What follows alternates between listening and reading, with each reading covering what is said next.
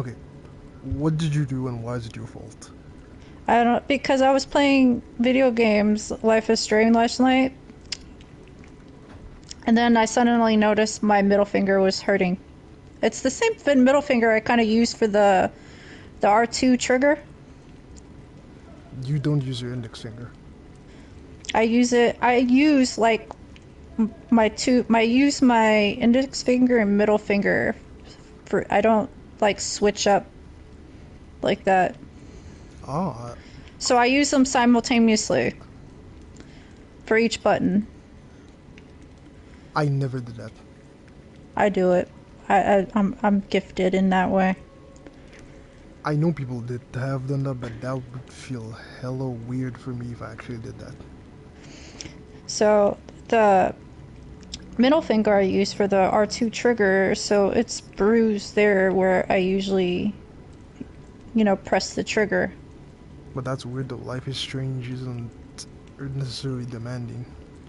No, but it's just like I don't know, for some reason it just did it. Maybe I don't know, maybe this is like a blood clot forming.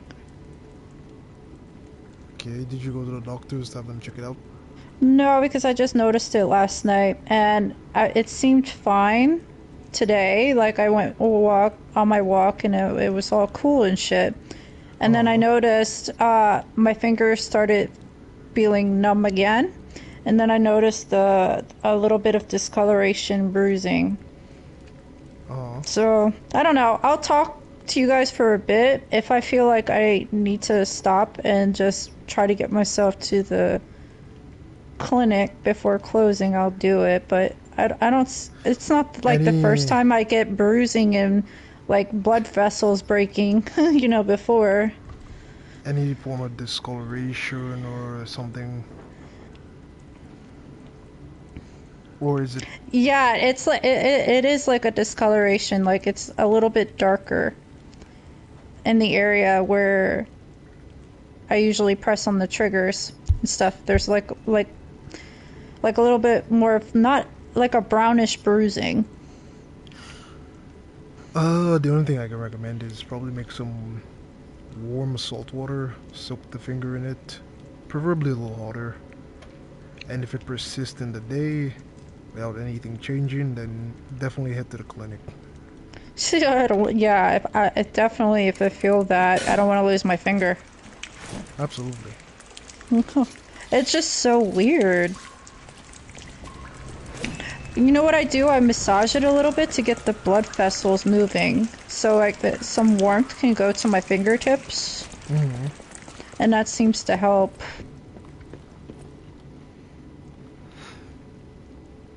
Massaging it helps that much.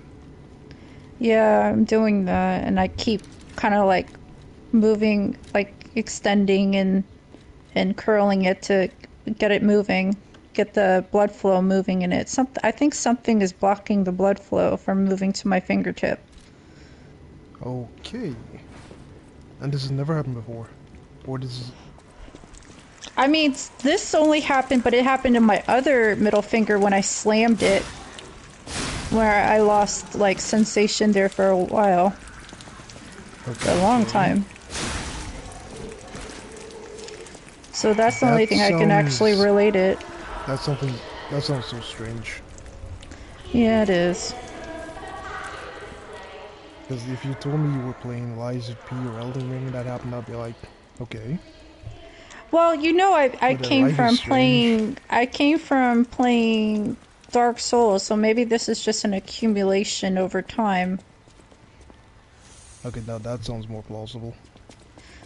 Because, everyone always thinks that things just happen the moment you play a certain thing, and really it's just like something that accumulated over time, and it just happens to be that game that you play that does the trick, that sets it off.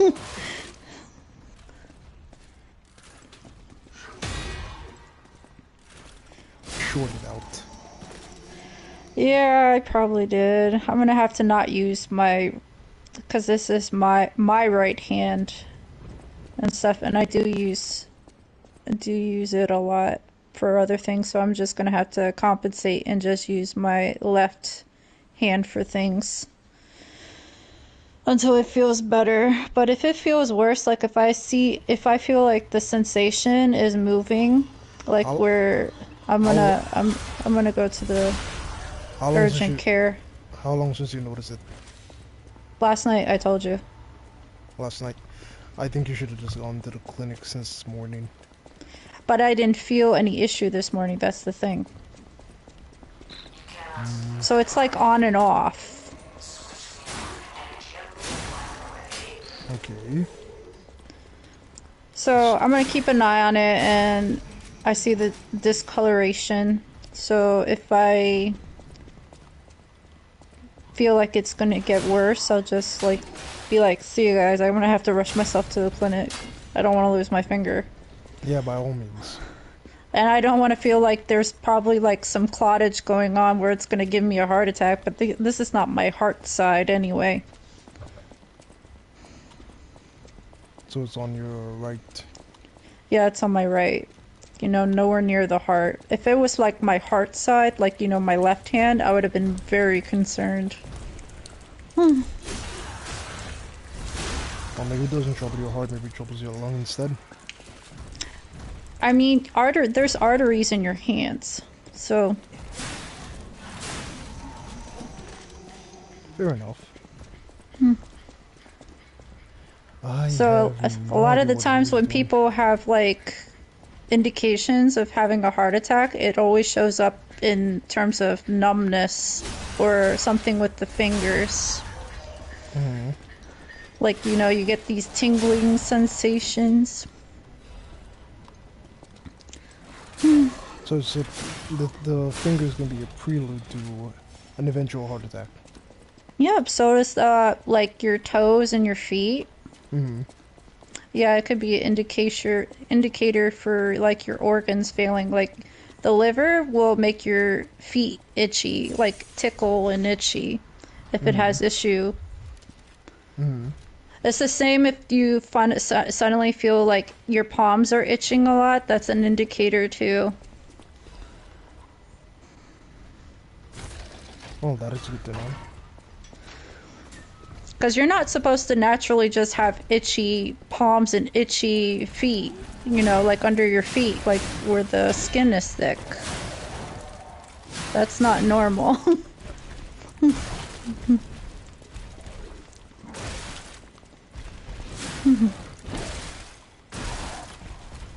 What the? Yeah. I did go for my walk, but I'm like, okay. I'm gonna How just was it? try not to use my hand. It was good. It's cold. It's still pretty. Well, it has a crisp breeze, colder weather. It's not hot yet, even though it was hot like other weeks ago. But it's now cold again. My- It's like this hot and cold going on. My kind of weather, I'd rather be cold than hot any day.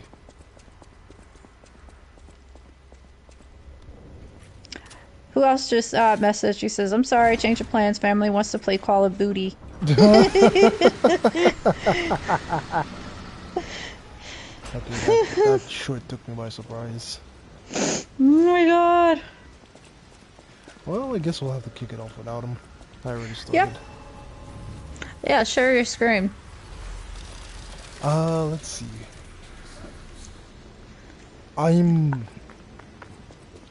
I'm so freaking happy we're finally getting a ranged weapon, a ranged tool we can use. Yeah, we're getting quite a few of them. Because for the longest while I did say that I think the gameplay was missing some kind of ranged weapon, especially since you have a lot of ranged enemies, but you don't have anything that's ranged. It wasn't really all that needed. I mean, there was the Falcon Eye. Hmm? In the main game, there's the Falcon Eye that you can create, and it, as you upgrade it, it boosts the missile attack, the damage.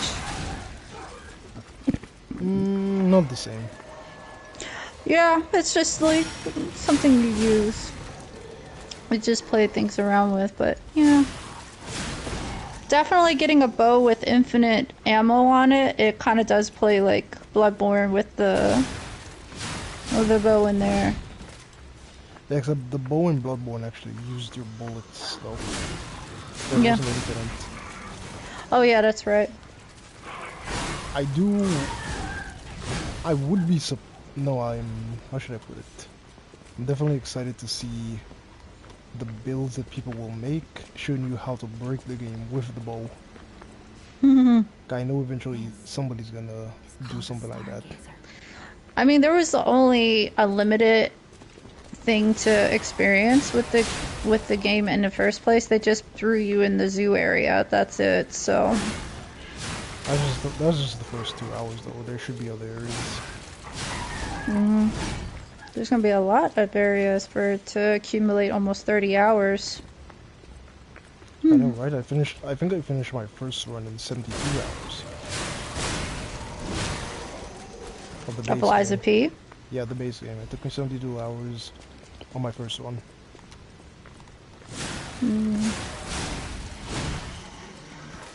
I'm interested to see what new weapons we get. Well, from what I saw, there was the miniature version of the Luxasia weapon, and then there was the new Legion arms. Oh, there was the little pinwheel looking weapon, Hmm. and of course the bow. We're getting the double barreled shotgun. That looks like fun. I saw someone using that, and it did like a wide range of damage on 2 enemies at once.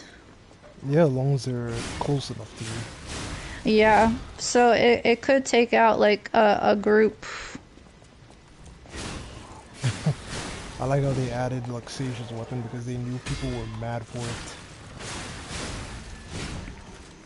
Yeah, it looks like it's a fun weapon to use. The base game never actually gives you boss weapons. I forgot, can you share screens even though you don't have like PS Plus anymore? Of course, no, I still got PS Plus. I got PS Plus till next year.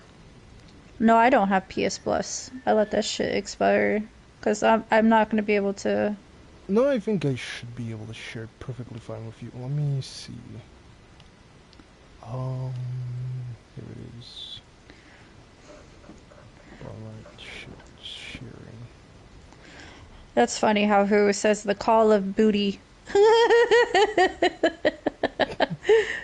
The call of booty. Okay, there we go. That's good. Oh yeah, I get to watch. I'd be a spectator. This time I chose to go with the glaive at the beginning. I have to admit, that's a fun free weapon that they just threw in there. It definitely is. It's in collaboration with a Wulong Fallen Dynasty. Yeah. They didn't have to give that weapon for free, because that's an OP weapon. I wouldn't say it's too OP. It's very OP. I got through majority of the game with that. But you can do that with any weapon. True, but this one definitely you don't have to worry about upgrading it and get the materials for it. So literally can carry you pretty far. Quickly. Like quickly. You see, that's how I see it as a detriment. Because you can't upgrade it till, like, close to Andreas because of the type of material it needs. Whereas you can upgrade But it's all the already other like weapon. pretty high in damage though. Let's see. See, it's 128 plus 12 physical attack damage. Right, and this weapon does what? 121 plus 15. They're on equal footing. Almost equal footing.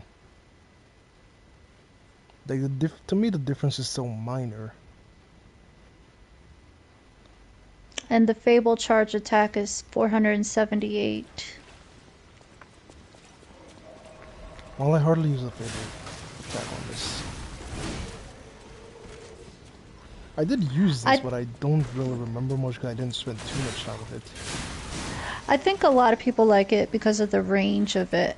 You don't have to be so close. True, it does have a pretty good reach. Mm-hmm. They saw they got to give everybody like the first 2 hours of it. I watched the Zio Storm and Maximilian running the DLC. It looked really ambitious, I must say. Like the scope of everything they're putting into the DLC. It's very detailed. And there are a lot of the enemies I saw for the area are more of the late game enemies. I mostly saw some new ones. And there's new ones, yeah, because there's the monkeys. The kangaroos look absolutely vicious. Someone was complaining that the reach on that kangaroo's attack is like far. Like you think you're far enough away from them and then boom.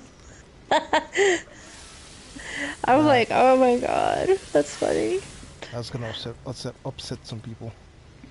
So, well, there's difficulty settings. Just like tune it down then. Don't complain anymore. Can't complain like the original release. It's like, this is too hard. Tune it down. Now they don't have to do shit. I really want to play the original settings. The more I hear about it, the more I want to play it. Yeah, it's like who else said. I'm like, it really depends. Definitely by default, you were not given the get up, like dodge from the ground and everything. You had to earn that in the P organ. So you notice a lot of the bosses are configured to do multiple attacks at once. And that was like strictly for that. Like if you didn't earn that, that dodge ability, that it would just combo smack you until you're dead. You definitely had to earn that one in that case. Yeah, you had to earn it. That's why. So it's more like you had to be safe that you were not caught in the front of the face of those shovel robots, because yeah, if you got your ass smacked to the ground, that's it. They can combo you. I'm like, still, even in my gameplay, it doesn't matter if it's given now. I do not approach them head on. I would always run to either behind them or to their side. Because of that. It's like an internal instinct to not approach them head on like that.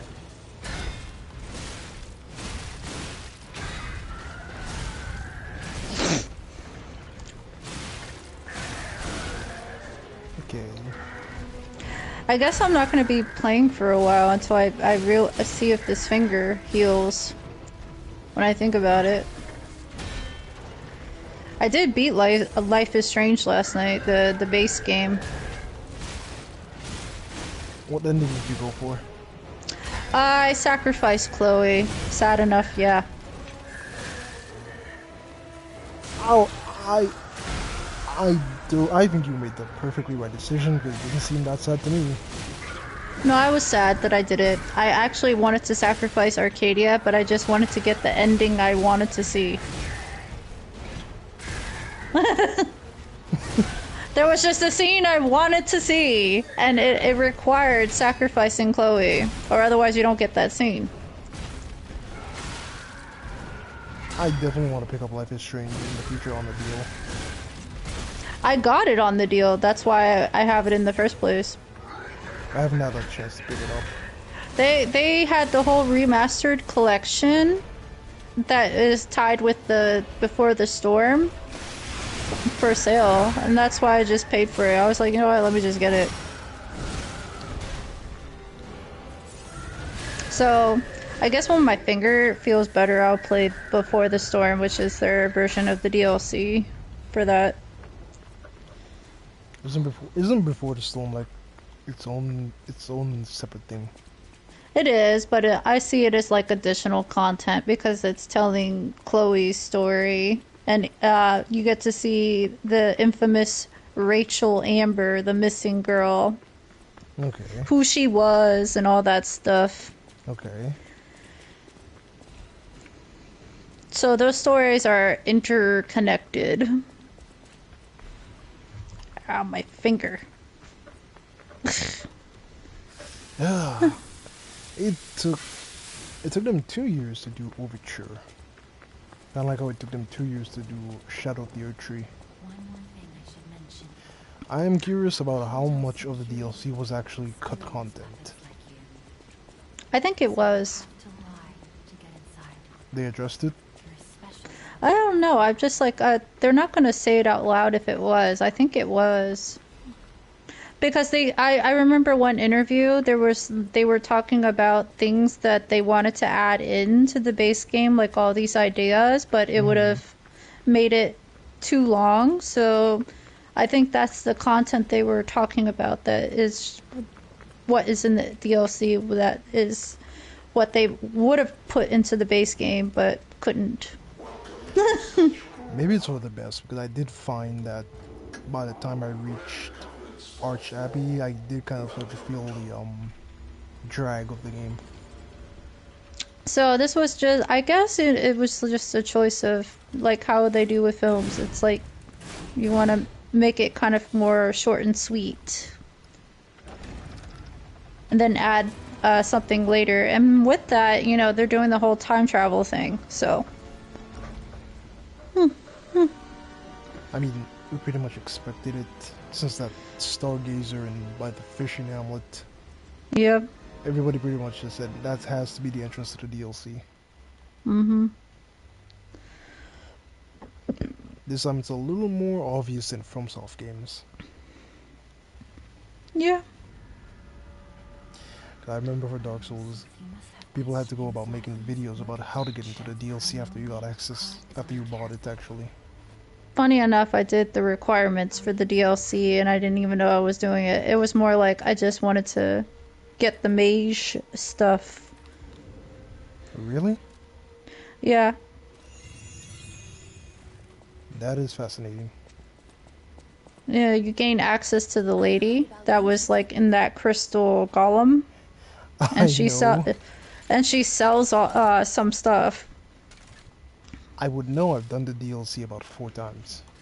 But I didn't know it was like a prerequisite for the DLC. I didn't think of that. You even encounter a character later who is a straight up Bloodborne reference. Mm. Okay, let's see what we got here. Did I get the Moonface pocket watch already?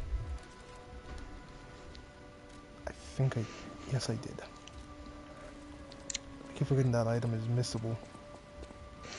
Maybe he will finish Call of Duty early and then join us. Who else? Perhaps. Call of Maybe. Duty. Duty booty. Wait, what the? Oh. Yeah, I have to make the habit to try not use my finger. Fuck this shit. It's like, shh. Oh man. I should just probably tape it to my other finger and try not to use it. It'll probably remind me. Yeah, and you can get a popsicle stick and use it as a splint. Hey, let's be more careful. Well, technically, I think I still have like ice cream bars. I could use the stick as the splint. Don't be alarmed.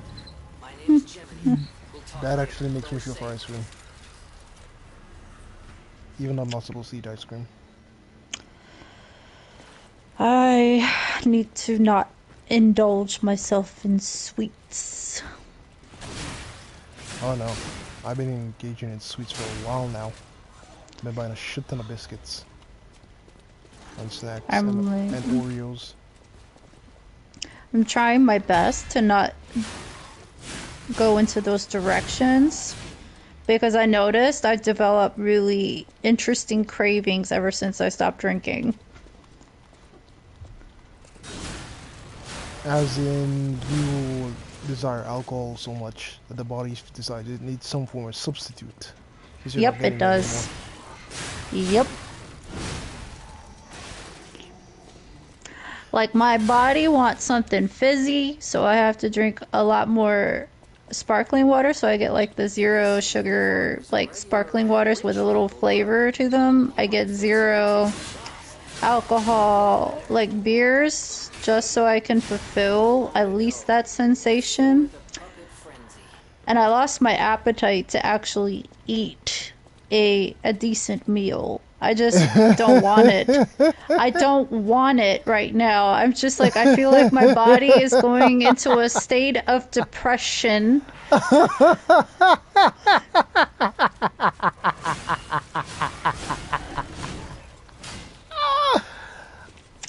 I apologize. I apologize.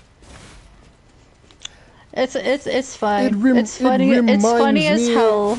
It reminds me of something I read. Um, there was a study that basically said you don't actually get rid of your addictions. You just trade them for different ones. Yeah, you do. It's called transfer addiction. So if you were addicted to alcohol and you stop, you'll end up getting addicted to smoking. If you're addicted to smoking, you'll end up addicted to snacks. If you're addicted to snacks, you'll end up addicted to something. Yep. Anything finger related or putting your mouth on it. Right, because it's not necessarily the addiction. The addiction It's the isn't sensation too. right. It's not what you're taking. It's what it is the sensation it gives you. Yep. So people who are obsessed with drinking, especially from a bottle, and smoking, they have a fix. It's more like the sensation of the lips and the hands that they have to fulfill. So people who quit smoking sometimes, or like they have to have something in their mouth. Like it would be a I've toothpick, heard it could that. be I've a heard that one. straw, I or they know a have to guy. twirl something in their hands, like their fingers. I know a guy. He was a customer at where I used to work, and he always had a blade of grass in his mouth. Mm-hmm. I don't know. I used to wonder for a long time what in the world you get from that. It's an oral fixation. But anyway, you see the guy. He has a long blade of grass in his mouth. Mm-hmm. It's the same dude that you see the cowboy with the toothpick in their mouth. I guess that's where it came from. It's just the sensation of having that thing in your mouth.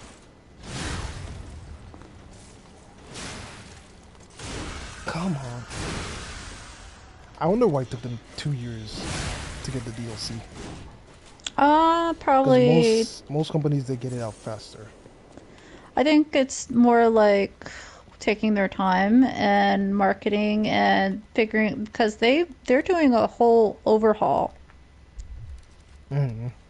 They're doing a whole overhaul with the base game and and then there's the DLC and how make it and who knows, maybe they're also in the line of doing the actual sequel at the same time. So I think it's a lot of it is trying to make sure everything is cohesive, that everything kind of functions the same.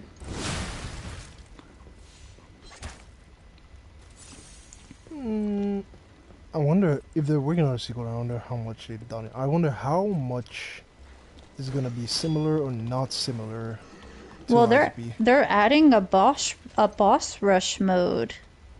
So that's a lot of different changes they're doing. Not only they're adding the whole difficulty settings. That's gonna make my day so much easier. Because that's kind of an issue why I haven't made boss videos for a lot of games. I don't have a boss rush like I did with Sekiro. Actually, no. Ghost of Tsushima, which I recently came out with a boss rush, they recently did that. I don't think it had a boss rush at the beginning of the game. Probably not. It's just something they think of later. Like, let's just add this because people are having a good time with the bosses. Now, that is something I wish FromSoft would take into consideration, but they've only done that for Sekiro. I guess they feel like for the other games the bosses are not worth it. And, you know, Bloodborne is owned by Sony anyway, so Sony's either doesn't care or they're saving it for the PS6, whichever one. I don't know. I think they don't really want to deal with it. I don't know. For a greedy company, you would think they want to capitalize on something that has such popularity. Yeah, they're looking at it from the broader calculation standpoint. I know there was like a person in my comments who was like saying 100 million is a buttload. Like, no, it's not. It's not a buttload. I mean, it's enough to make you a lot of money, but in comparison to the broader spectrum of the gaming community, it barely taps the precipice. It barely taps. What was Liza P initial sales? I don't even know at this point. Let me... Because it's been, what, 2-3 years? About 2 years. It came out in 2023. Let's see. Profit. Liza P. Profit.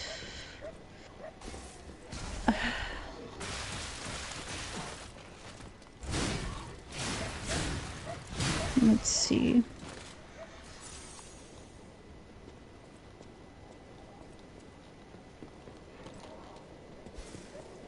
One.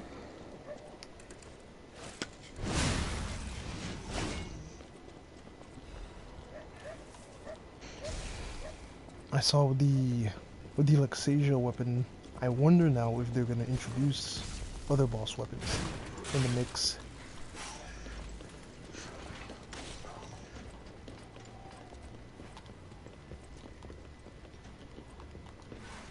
Let me see.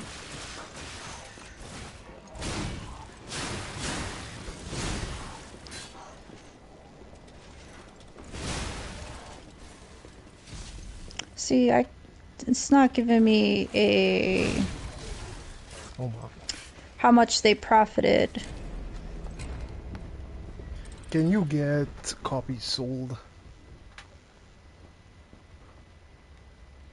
Like how many copies sold?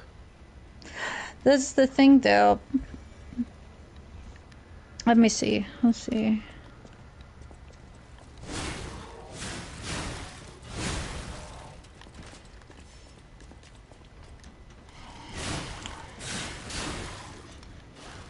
Because it's sold across platforms, and that's hard.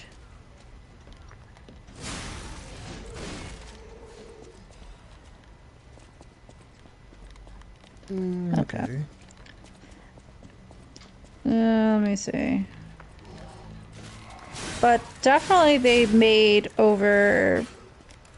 They could have made way past like 100 something thousand, not 100 something million.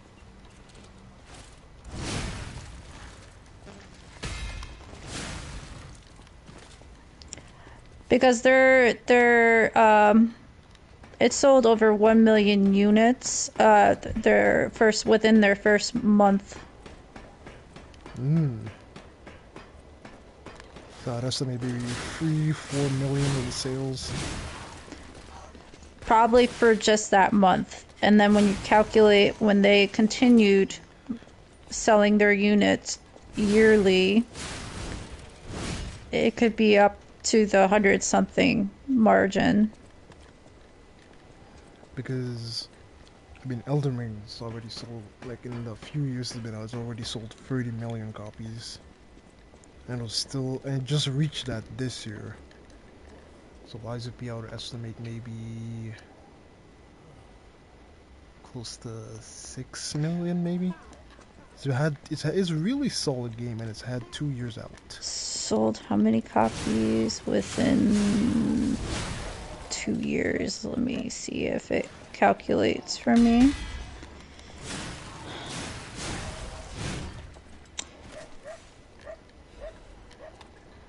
See, no one really tracked how many copies they sold.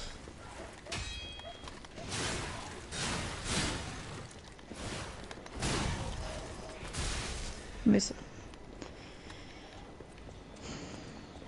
It only tracked the release month.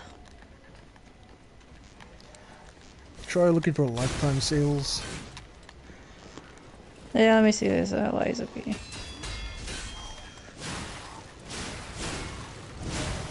Let me see if that shows.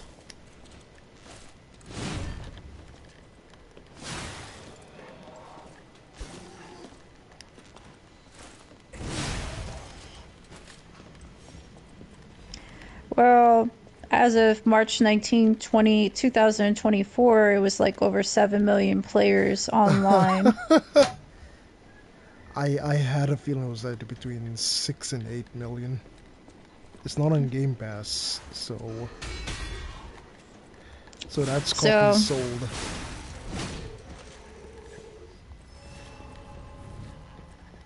That's 100% copies sold. I don't think Eliza P is on Game Pass. Is it? Yes, it is. Okay, so give or take a million or two players then. 7 million players is just really, that's just the player base of who's playing, but definitely sold, probably it's half that. So let's see. So probably, so maybe, 3.5, 4 million. yeah, it's probably like 4 million actual revenue copies sold, but they still get revenue from Game Pass. I don't think afterwards. So don't they pay them a price up front? I think they do, but I don't understand the whole agreement with that. There's this whole thing of Game Pass functions, as far as I know, by basically you get a certain profit up front, which gives you like your jump start. But the deal is it's on their service, but they pay you something up front. I'm not sure if there's an agreement where you continuously make more revenue afterwards. I know it's like you're paying for the license to have it on your platform. Right. That's an upfront payment, but I don't know what other things actually stipulate into that one. Like if they have to pay like a small fee like annually to the license holder. I doubt Microsoft would be that generous. It's probably not as much as people say. I mean, Microsoft, for Game Pass Not and the for... amount. Not the amount. I doubt Microsoft would want to pay any developer continuously instead of just getting one time payment and getting rid of them. No, Microsoft actually just wants to buy up the developer entirely to avoid that. They want to have acquisition over these companies to profit from them.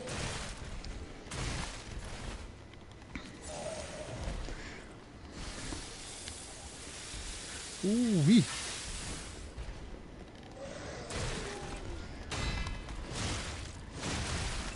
I don't know. As we've seen with Liza P, recently Clear Obscure, Split Fiction, companies do better when you just take the corporate out of it. Yeah, definitely. That's usually, sometimes that's better, but it's like I said, it's just balancing things out because AAA's had to start somewhere too. Yeah, but eventually they just get bought out. Well, that's the country's problem where the base is. So if those companies were based in a country that prevented them from being acquired, like there were guidelines, regulations on being acquired by another company, that most likely would not happen. I'm not really sure. You see, I look a bit differently because I remember you and Who explained to me that they can't forcefully buy these companies. It's them. Yeah, there making used to be a lot more guardrails. There hasn't been much guardrails lately. Beforehand, a company was actually forced to split their assets. Oh, really? Yeah, that's before they reversed that. But yeah, a company that had their fingers and a bunch of different things, they had to actually split. Why? How come they implemented that? To prevent monopoly. Okay, okay. Because what you're witnessing now is monopoly. It's one thing. It's like a handful of figures that own several different like companies under one name, and they profit and control it. Yeah, same thing down here. We've got the local KFC, the biggest hardware store, and one of the biggest supermarkets. The biggest car realtor and the solar panel installers are all owned by one guy on this island. Yep, that's usually And how it is. many people on the island actually don't know that. Yeah, they only see like the brand name, but they don't know the brand name is owned under one entity. These several brand names you see are owned under one entity. Mm-hmm. Yep. Like the guy who owns it, he has his hands in as many pies as possible. So when you don't have regulations like that in your country's political system, especially in the laws and stuff, you get a lot of that. But as far as I understood it, like It's not They good for can't- anyone's health. they can't It's not good. buy NeoWiz. They're making NeoWiz an offer that they can but won't refuse. I mean, it depends on the CEO of NeoWiz and if they want to sell it or not. Yeah, that's a fact. So if they don't want to do it and they refuse the offers, that's okay. Don't need to. I wouldn't recommend it. What's the biggest thing you're looking forward to in the DLC? Mostly just like what are they gonna do with the continuation of the story? How they're gonna treat the time travel. This is easily explainable. Ergo. Something, something, something, ergo, something. Well, we know that. But this is time travel. We're going back in time to the beginning of it all.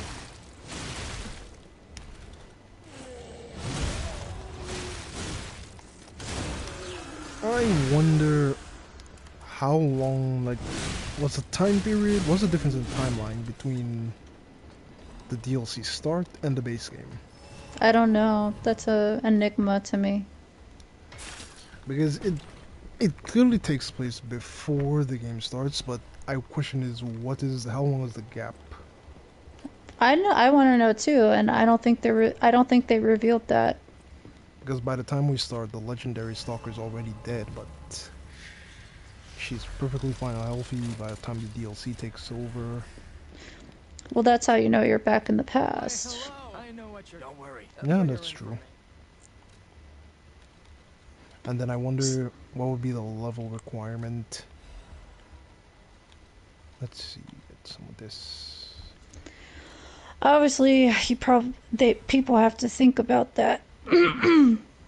Whether or not they want to try to enter the DLC in their first playthrough or in an NG plus, where they already have a lot of stuff. I think first playthrough is always going to be better. True, you're not going to have all your stuff though. Because NG plus only ramp things up. True, but that brings on the challenge. Hey, I love a challenge as much as anybody, but even I have my limits. But you're going to have all of your skill tree filled. I remember doing Bloodborne in NG plus 3 on the DLC. Because we didn't know there was a DLC coming out. So we got to NG plus 3, me and my brother, before we did the DLC. But the way I see it, you're gonna have all your skill tree filled. Depends on how much you explored. Hello there. I didn't think Well, I'd hear the time you're in your second playthrough, you're gonna have your access to the sixth or seventh phase of the skill tree. Let's see. Yeah, you know, it was really even who else was surprised that the skill tree extends further in NG Plus. Yep, it keeps extending like that.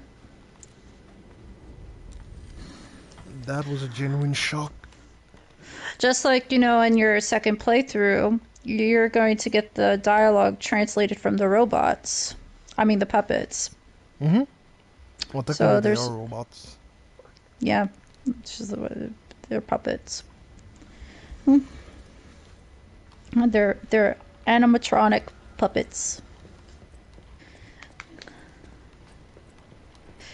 I I wonder if he's watched the DLC already. I don't know. He's playing Call of Duty, so I was laughing the moment I read that. Booty!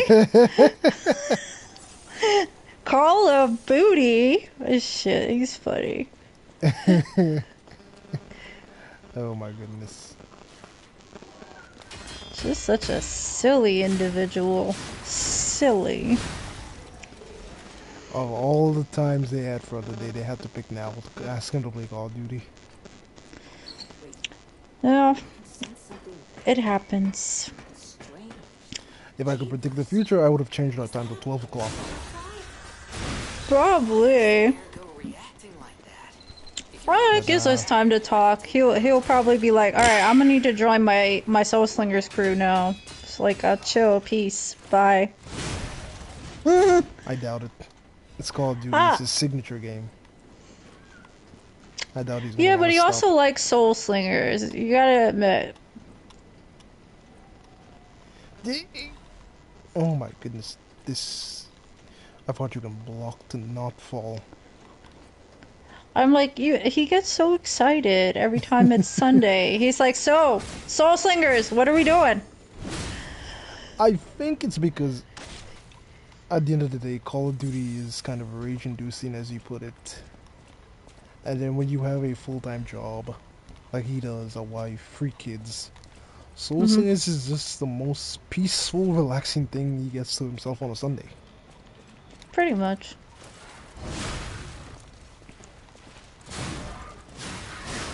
Whew.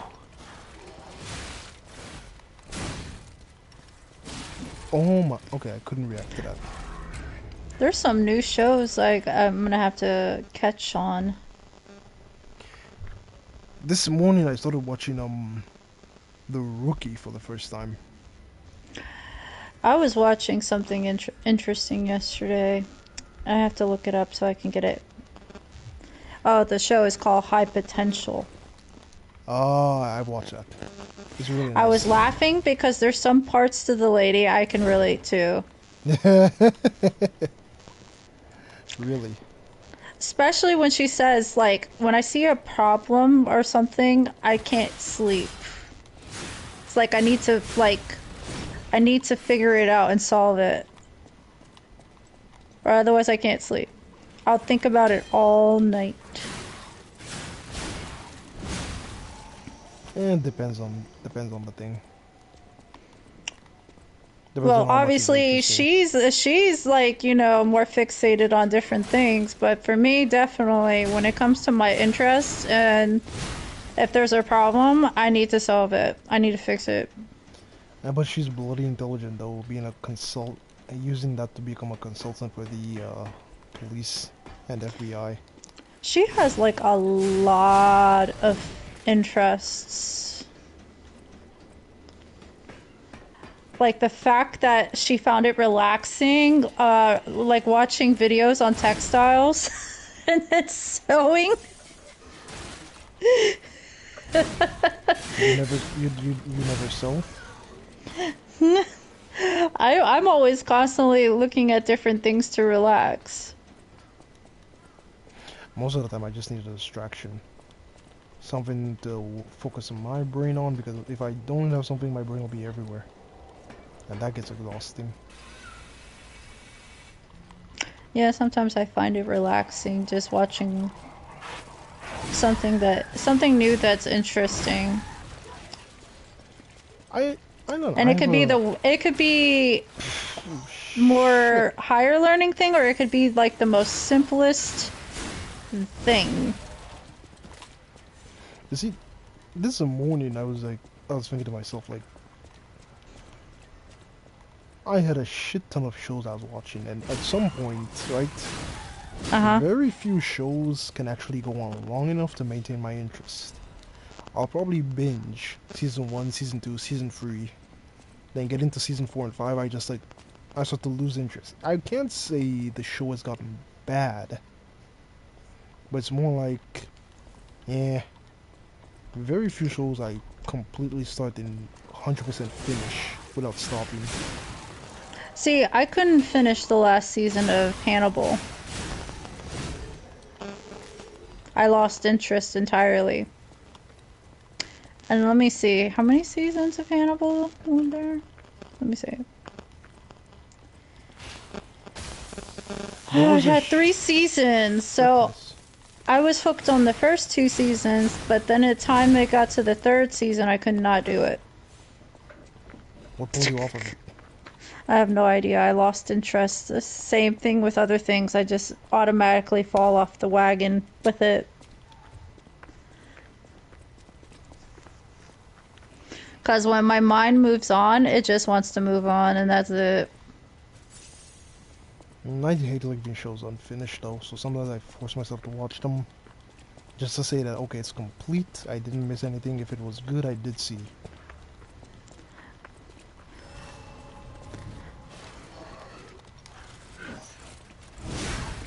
I'm like, I started watching Grotesque, and then I lost interest in that. Even though it was, like, done really well. I was like, nope, lost interest. When was the last time I enjoyed a good series? Me? Well, you can say, I was asking myself that, but you can answer. I have no idea. I'm still watching The Last of Us, so... Hashtag Joe made the wrong choice. Definitely the series is making it seem like it, because in the show, they make the cordyceps evolve.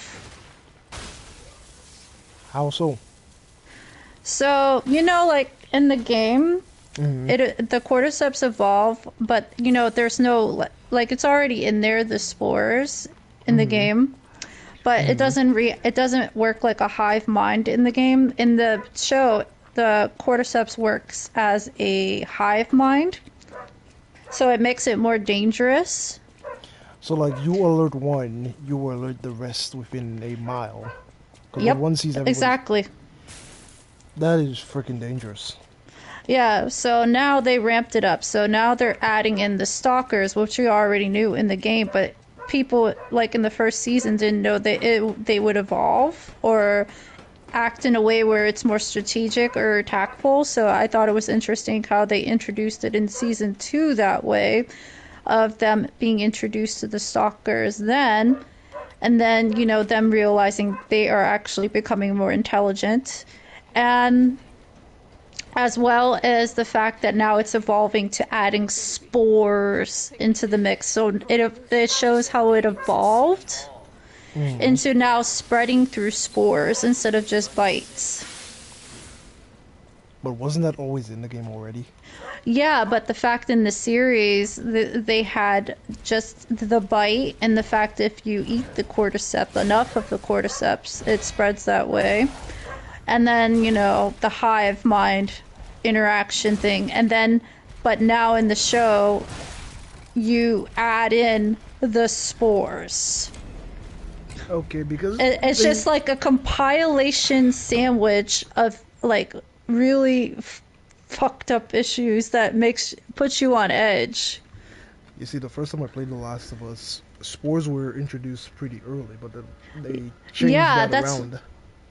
Yeah, they changed it around, but now that they are adding in the spores, that tells you, okay, we're adding more tension already. The fact that they created a hive mind version of the cordyceps, and now it's going to spread through spores. And so it's like adding, you're seeing through the show the evolution of this, which you didn't get in the game.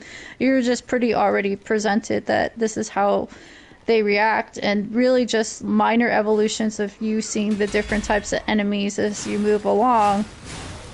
So So I guess So, I guess I'm I guess the show is equal parts character and story, equal parts monsters.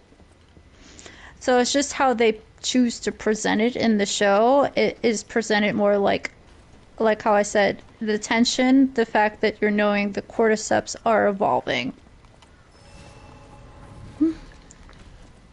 I think hive mind is the worst part of it all. Yeah, that's what I was like thinking, because really there, if you accidentally, because they also run through like the fungal network, it spreads underground.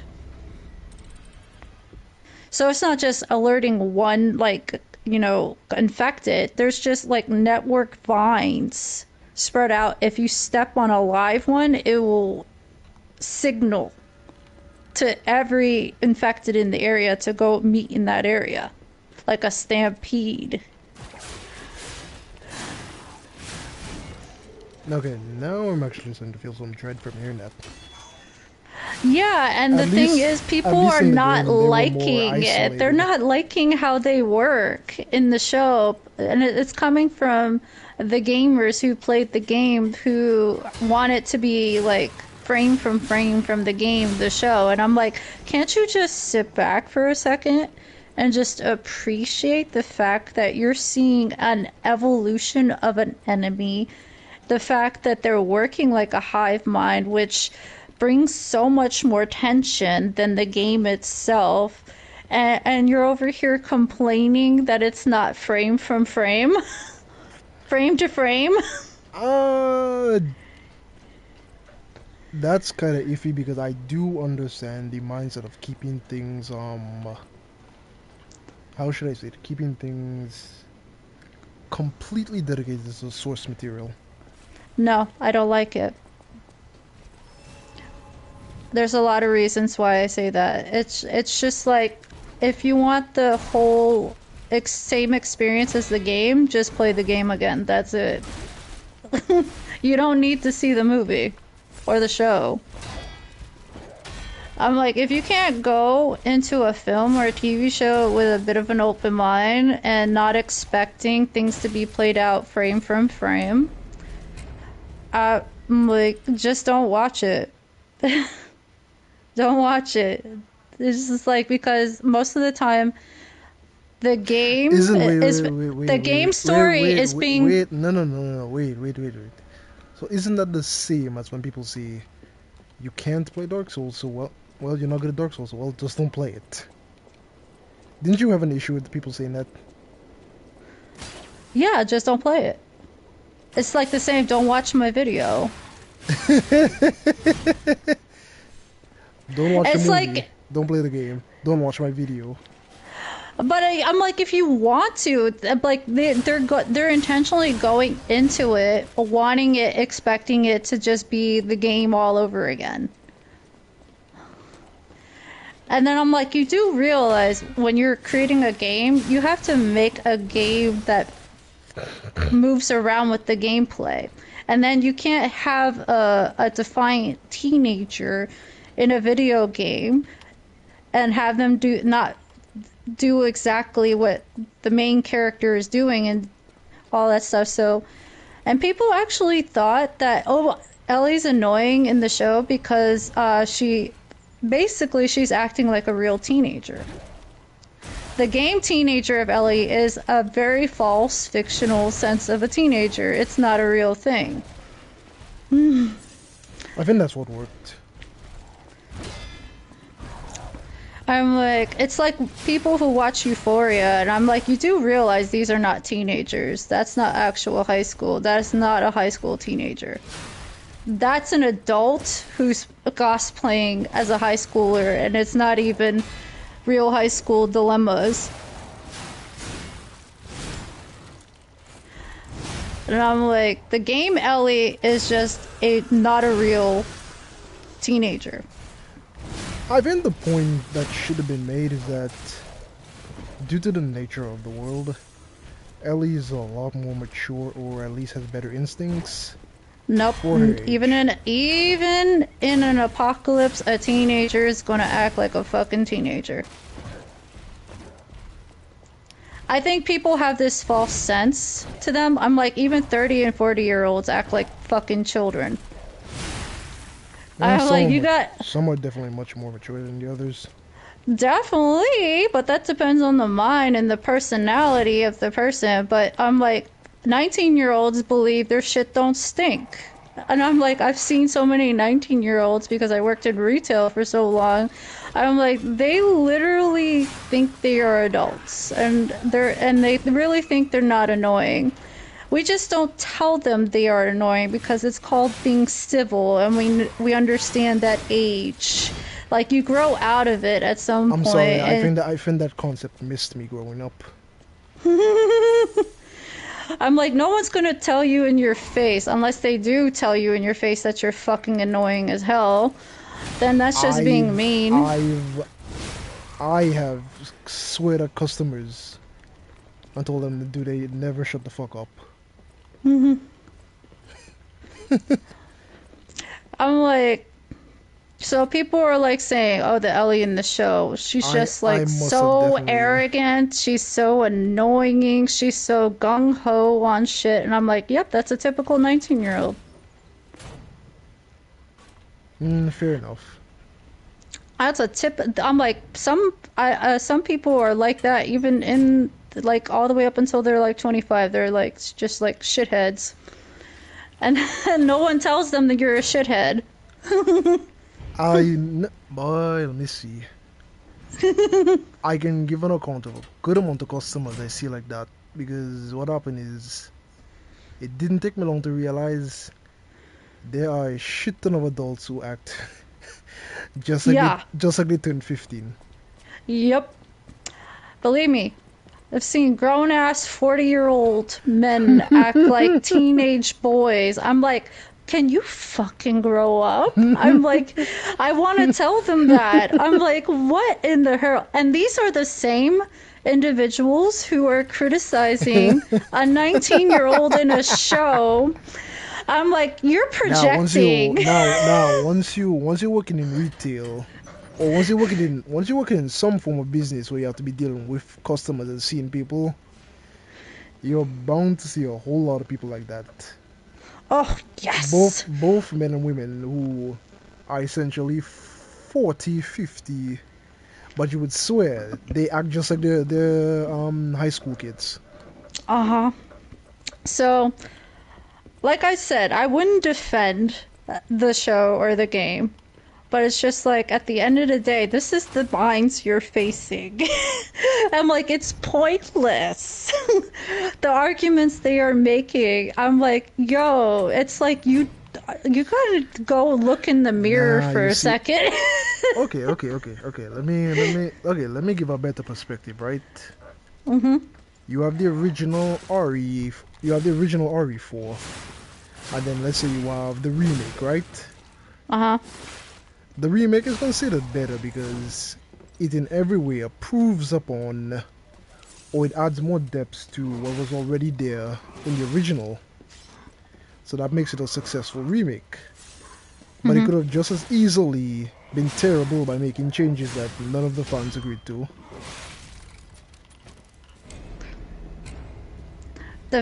We're not talking about game and game remake. We're talking about game and real, like, a live adaptation. Totally two different things. And people think they're the same thing. Nope.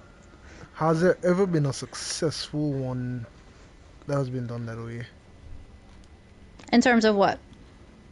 From Get a video game to movie adaptation?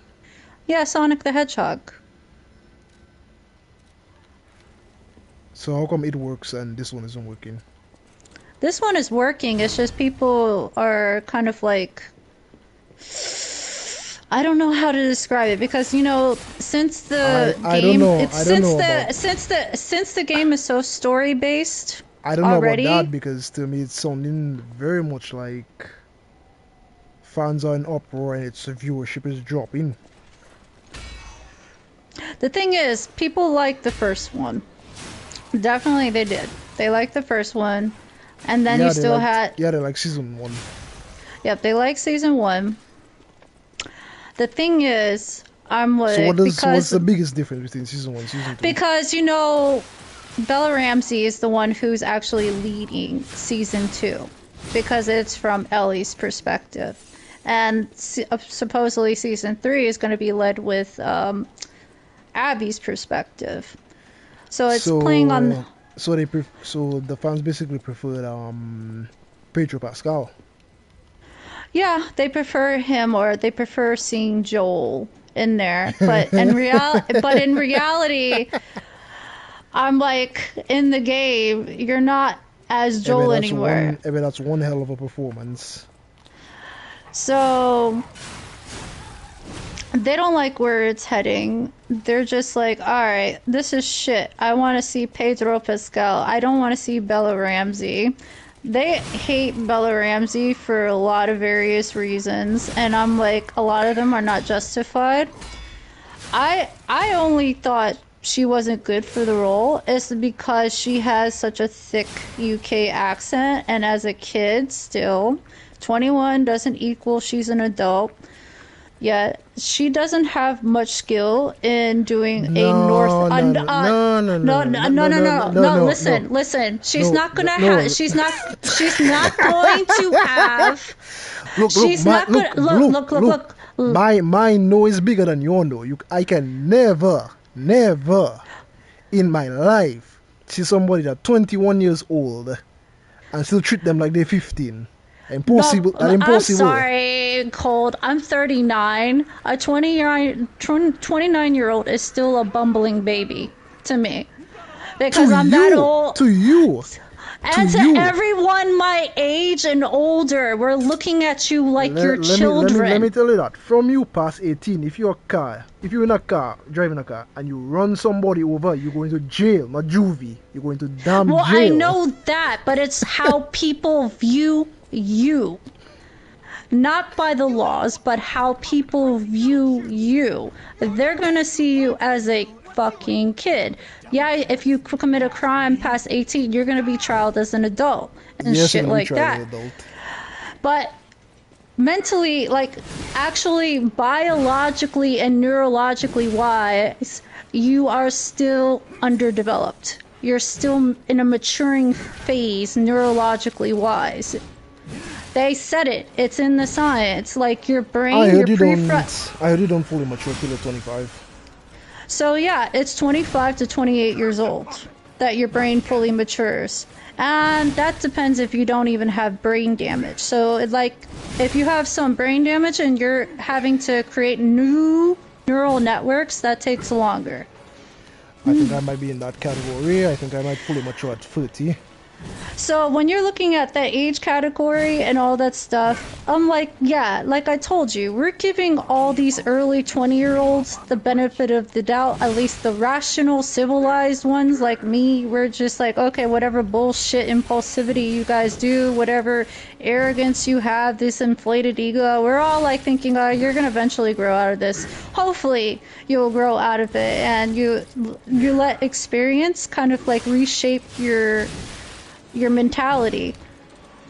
But at the end of the day, Bella Ramsey is only 21 years old, not that much experience in doing an American accent, and particularly doing a northern Bostonian accent. Yeah. That's a lot of energy. That reminds me of what is that? There's a certain star that reminds me of Hugh Laurie. Hugh Laurie plays House. Hugh Laurie is British. Yes, and he's also old. I had not a damn clue Hugh Laurie is British after watching 5 bloody seasons of House, because that guy's American accent It's pretty damn near perfect. Yeah, but he's old. He's had experience. It's the same with the woman who played Tess in the show. Totally Australian, obviously. She has a very thick Australian accent, but in the show, she was able to pull off a Detroit, Michigan accent and talk the way she does. I could still hear a little tinge of it, but definitely these are older individuals that have a lot more experience and a lot more voice training. It takes years to build voice training, like Kate Winslet. Like, yo, so many years to get rid of her, like, so to put aside her British accent to have Oh, an so American last. accent. I'll never forget Kate Winslet from that movie, The Reader. So Bella Ramsey is only in the beginning stages of her acting career where she can do these different voice accents and stuff like that. So for a younger person who's still mentally developing, like maturing and stuff like that, I could understand that a lot of her energy and focus went on trying to create that, that Northern American accent. So I'm like, when I tell you where energy goes, that's where it goes, and everything else can actually suffer along the way. Okay, so you find Bella Ramsey's acting is terrible. No, it's just that I noticed a lot of strain in her voice with trying to put the American accent. I heard it a lot. And I noticed she slipped up quite a few times trying to get it out. And when you realize someone is putting a lot of energy to make sure they get the right accent out, you know that it's going to suffer in other areas. Like it could suffer in terms of facial expression, it could suffer in terms of how even her body can move. Because all of that energy and focus is going to make sure she has the accent, the American accent, to pull off the lines at least. So then why not pick somebody else besides Bella Ramsey?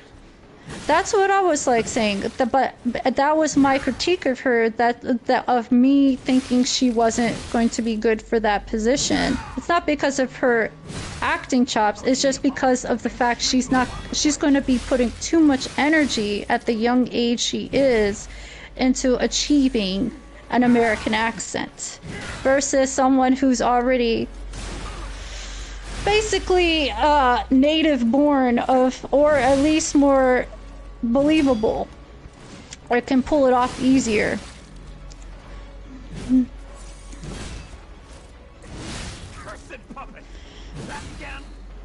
Because unless they're older, like the woman who played Tess, or like Hugh Laurie at his age who's been acting for so damn long, I'm like, yo,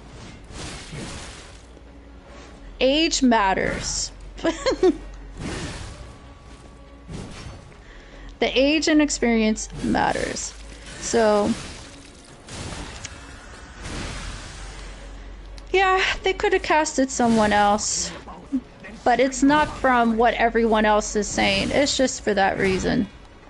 Her performance is suffering because she's focusing on the American accent. Okay.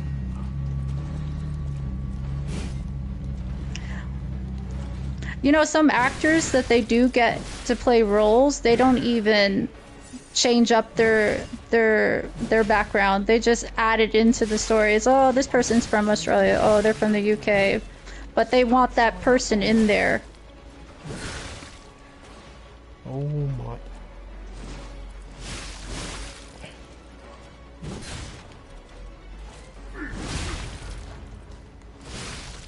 Okay, Mad Donkey is finally down. Their future eyes.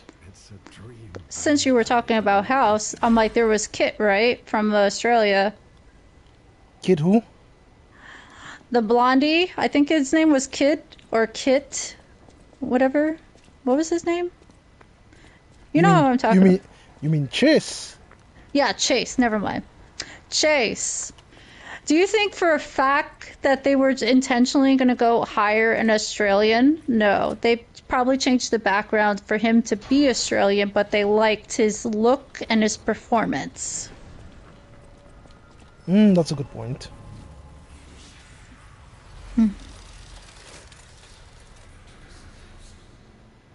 So about that Because it was witness, pretty much Chase and a lot of other people that kind of made the show. I mean, Chase becomes the next house by the end of the series. So there you go. Even though I disagree and think Lawrence Kuttner would have been a better choice. But they wrote him out of the script. Lawrence Kuttner was basically House 2.0. I think she had another gig. Lawrence Kuttner, the guy from that who played that movie, Erland Kumar, the Indian looking guy. Oh yeah. He Yo, was he one has of, he best suited to inherit House's position. he had other projects. There were a lot of people that had to leave the show because they had other projects they had to do. That was going to put them as a lead role. I know Lisa Edelstein left because according to her, they weren't paying her enough. Yeah. She asked for a raise. When they refused, she just quit on the spot. Let's see. People are funny in that way. They need more pay. I'm like, obviously they're getting attention and they want the pay to compensate for it. Yeah, that is true. The only person I didn't like on House was Cameron. I think Cameron was the one I was talking about. Let me see. Little Miss, I can fix him. Yeah, she's the one who had to leave to go to because she was the lead role for Once Upon a Time. Once Upon a Time. I've heard about the series Once Upon a Time, but I heard it's really bloody good. Yeah, she was the lead no survivors. in that show. So she left House to get a better gig. For that baby puppet. Let's see. I wonder when in summer they're gonna release Overture. Probably June or July. When does summer start exactly for y'all? July to August, and then school starts back in September. Technically, it starts after Memorial Day for us. Well, actually, it's already summer. The season, yes, but kids being out of school, I don't think so. June. Right. That's what I was asking. Early June. It depends on the county and state. They're all different. No, I'd say summertime's a good time for them to release it. Since they'll already have their regular customer base, plus a lot of kids will be out of school and free to ask their parents to buy it for them. That depends on how young the kid is or how old the kid is. Between 11 and 16, I'd say. Yeah, their parents are not going to buy for 11. So probably up it to 13 to 18. You sure about that? Probably, yeah. Unless the parents are very okay. I know I got a lot of baby cousins, and mommy and daddy don't want them playing certain games. Nah, because I only say that because when I go through comments, I do enjoy reading a lot of comments on YouTube videos. So I see a lot of comments, and a lot of them are parents basically. I bought this for my kid. I bought this for my 11-year-old. So that's why I started with that. Around that age is the lowest. Yeah, very small amount. You must be so. I know my way. But for full-on teenagers, a lot of them going to be off during the summer, so Yep, teenagers, like pretty you much, can 15 and up. you can bet on them to ask their parents to buy it for them. Yeah, definitely. Question: does your mic have a short? What do you mean? I'm hearing a bit of static. I don't know, it's probably my wires. I tried turning off my mic for a bit, but I was still hearing it. I don't hear any static on my end. Okay. Let's see. I'll save the moonstone. I need to spend it.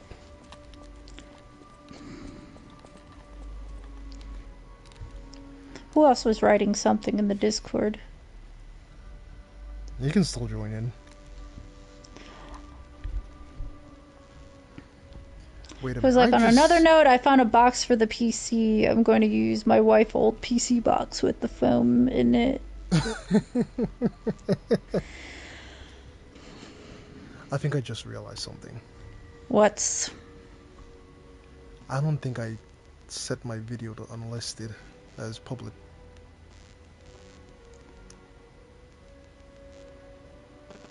Because Wait, it's not public? no, it's been unlisted the entire time. No wonder nobody's joined. Just like put it up there then. Oops. I bloody knew you was gonna laugh that. Just like, we're just having a peaceful conversation here. I completely don't mind. Oh, that's funny. Well, you had me to yourself.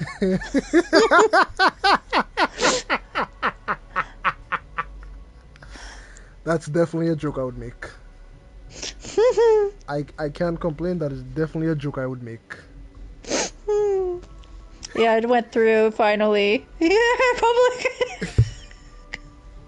Oh my god, you're funny. With my brain, the amount of times I go into something and I completely forget one step, or I forget step 2, I skip step 4 and go straight to step 5. ADHD moment. Just call it that. It's like sometimes where my brain knows I start and I only see the end result, not the path I taken to get there. Well, you already woke up puffy today, so there you go. It was bound to happen. Oh yeah, the right side of my head still hurts. Yeah. You see how much energy you have to put into things in life? And Bella Ramsey is diagnosed with autism.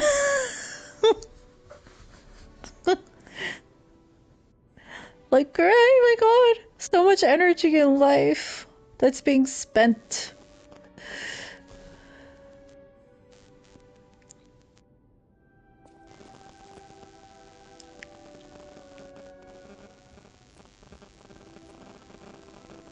You still there? Now I hear static. Okay, it's switched from the mic's audio to the controllers. Ah. I was about to say now, in terms of concentration, every time I would leave work and they had me go to town, I always had to tell them, you might as well just WhatsApp the list to me or write it down for me. Because I already know myself. I'm going to miss or forget something while I'm in the place getting the stuff for us. I have to have a list. I'll deviate from the list. Absolutely. 150%. My biggest issues in life. Wait, what in the ever-living...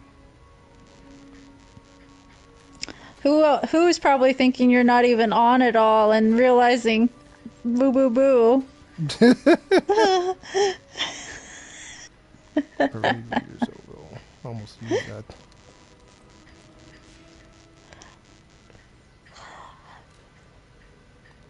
Let's see. Now we gotta go talk to Sophia. I'll use my There we go.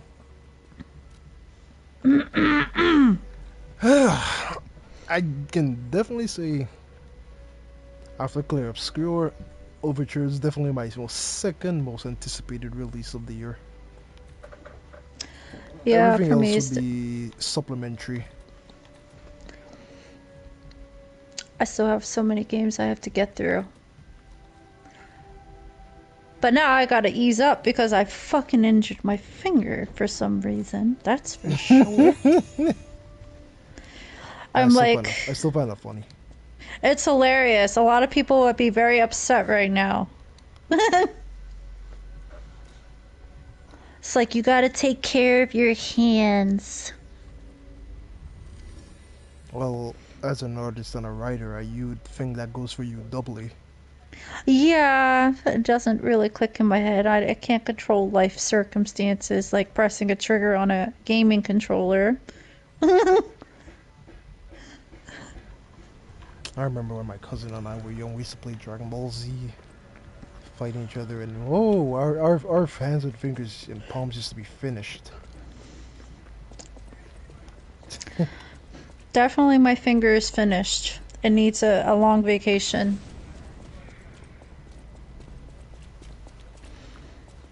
Yeah, you were like, don't you just use your index finger? And I was like, no, I use both my index I finger never. and my middle finger. My index finger switches for both R1, L1, R2, L2. I don't know, my hand is just efficient. The concept of using my middle finger is as foreign to me as a left-hander trying to write with their right hand. I have no idea. We should ask who else this. I'm like, do you use your index finger and middle finger for the triggers, or do you just use the index finger? These are very good questions to ask to people. Are you this type of controller player? You know, I think I might actually do that. I might actually I'll put a poll all up this got after. spawned. All this got spawned up because I have a hurt middle finger. I don't know how you managed to pull that off. I don't know either, but it's the middle finger. It's my very finger that I use to flick people off with, so. I was gonna make a joke about that earlier. I'm like, who else would be saying this too? I'm like, what the hell are you gonna do without a middle finger? You can't flick anyone off. I'm like, you might as well sacrifice the index finger.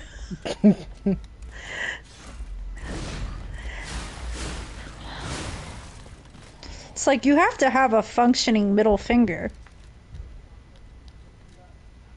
Let's see.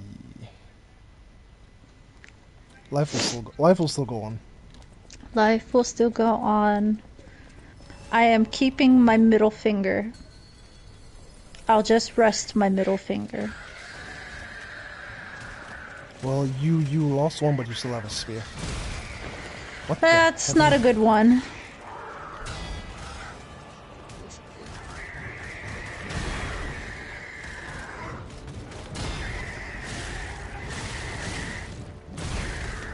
Oh my goodness. You know, I watched someone like dodge around this boss like several times. Parrying is so normal to me. Even in Clear Obscure, I do the exact same thing. The game has a dodge, but I essentially never use it. My brain is like parry or nothing. Pretty much, who else is the same? I'm just parrying these bitches, that's it.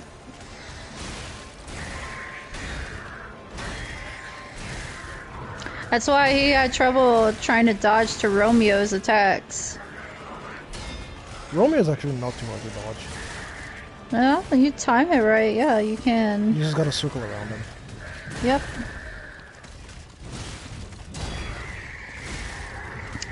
But who is so used to being in the boss's face that it's not second nature to him to do that?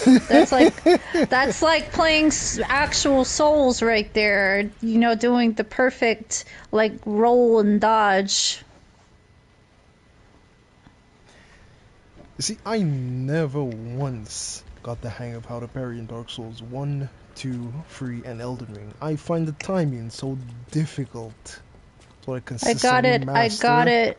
I got it so good in that game. It's too ridiculous. I'm like, I can't. For 4 games consecutively, I've decided to just ignore the mechanic completely. It's only in Sekiro, well, Sekiro functions so differently you can't even compare. And Bloodborne that I managed to actually parry good. I mean, I'm like right in the boss. Like I'm touching the boss when they do their animation for the attack, and boom, every time.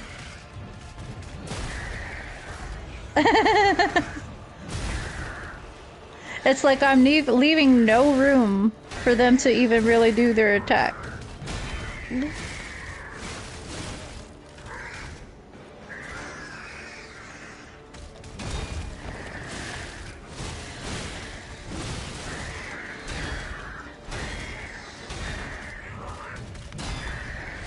I mean, when I realized I could do that with that Black Knight, with a very weak weapon, I was like, this is stupid shit. I think this squad did an entire video around him learning to parry. Ah, Bisquaddle, bless his soul.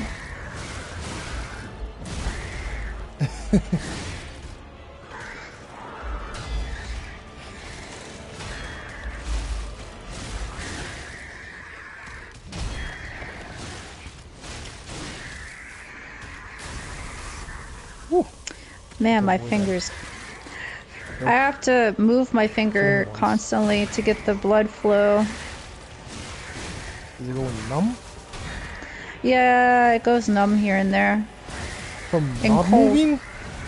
Yeah. Nah, I think you definitely need to go see somebody about that. Yeah. If you just like, if you had an awkward position and was going numb, that'd be fine. But going numb on its own, but just being normal, you definitely should just go see a physician right away. Just in case. Let me look up the hours here.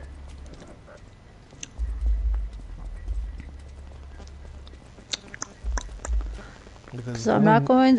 You don't go numb to. should not. Going I numb am should not be going normal. to a fucking hospital on a Sunday. At all. Let me say.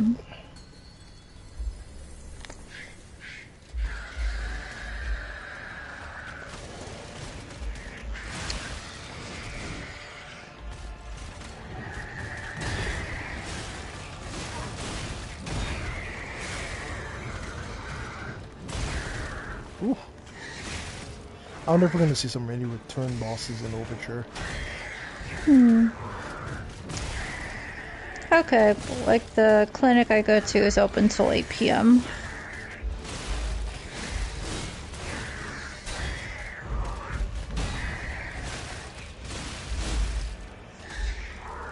Worst comes to worst, yeah. There we go.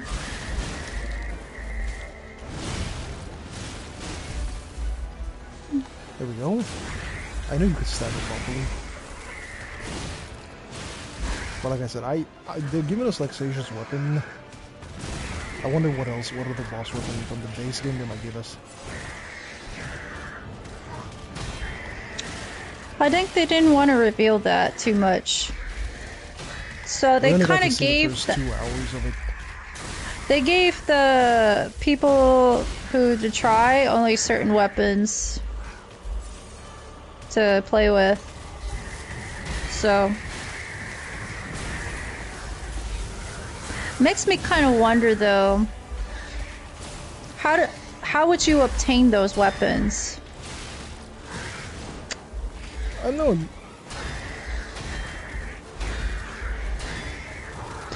So that's my curious part, is like where do you go to obtain those weapons? So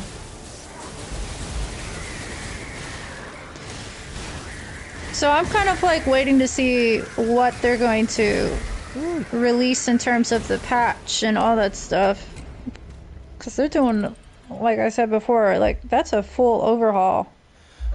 I 100% did not expect them to add in actual difficulty settings.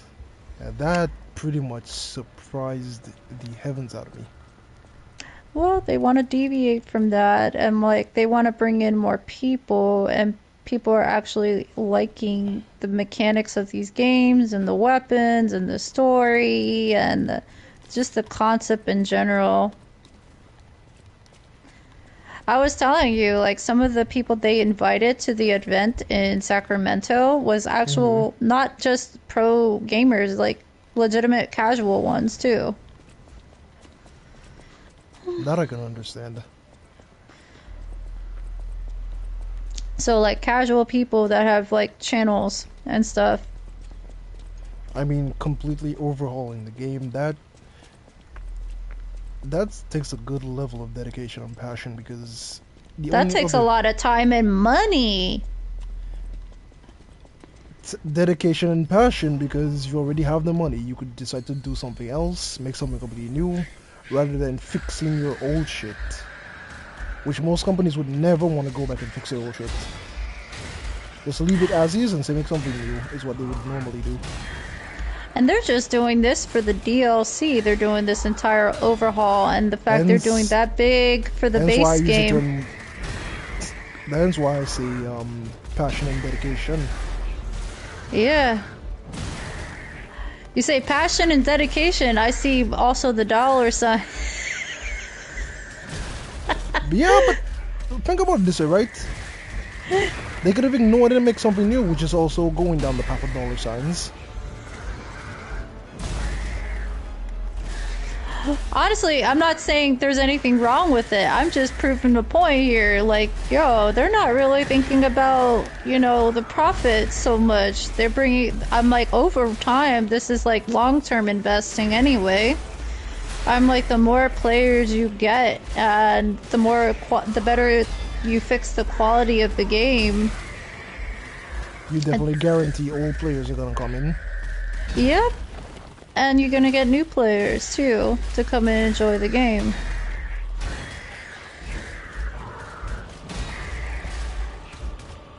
I know recently game that did that, Lords of the Fallen. They basically overhauled the entire game from head to toe.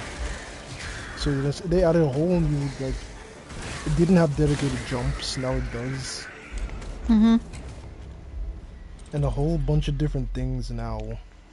And I'm like, you do not see developers, after maybe a few years of already being out, going back to stuff they previously released and doing all of this. Most of them, they would have just moved on already to something else. Try to Well, milk I'm kind something of new. glad they didn't. I mean, Cyberpunk technically did the horrible ethical thing of releasing an unfinished game and Nah, finished it as they Cyberpunk's moved along. different. Cyberpunk's different though. Under its circumstances, they pretty much, their reputation would have been tanked. All the goodwill they built up with a perfect game, Witcher, would have been completely tanked if they didn't fix Cyberpunk. So it's like it was an obligation that they had to do all of this. I would say yeah. I don't think Neo Yeah. was under that circumstances. No, they already did a pretty decent first release base version of this game, so. But they're just doing it to make sure everything. It looks like it just makes sure it's all cohesive. Even if it means like overhauling the base game. Well, good on them. Mm-hmm. I mean, it's their time and their money, and they believe it's money and time well worth spent. I couldn't agree more. Mm-hmm. I'm actually kind of excited to see how all of these changes are gonna look. I'm just saying, if they're gonna give us, if Legendary Stalker is gonna be base game, give me the idea. Even if I have to beat the game all over again to unlock it, give me the option to play release pre-patch.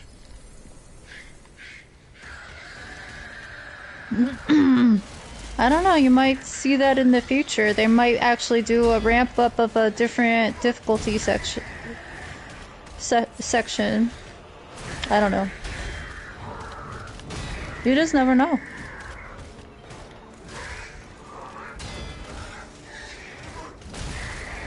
Why can I never get the timing of that attack?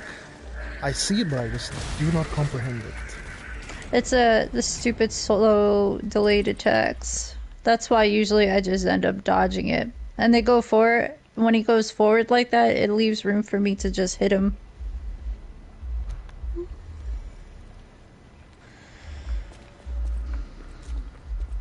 That attack is just so weird. It's slow and delayed. Mm-hmm. Absolutely. Yep, it gives me brain farts every time. I think the animation for like when it kicks off, it just happens so freaking fast. Mm-hmm. Brain fart. Like I said, I am not that good at using my eyes to time things. Nope. Who else is the only one who can do that? He just realized it yesterday. I never thought about that. It's no wonder I can play Guitar Hero like it's a nothing. That story about them putting him to play it to sell the game out. Yeah. I enjoyed reading that one. Yep. I'm like, yeah, you're the guru of that. All right.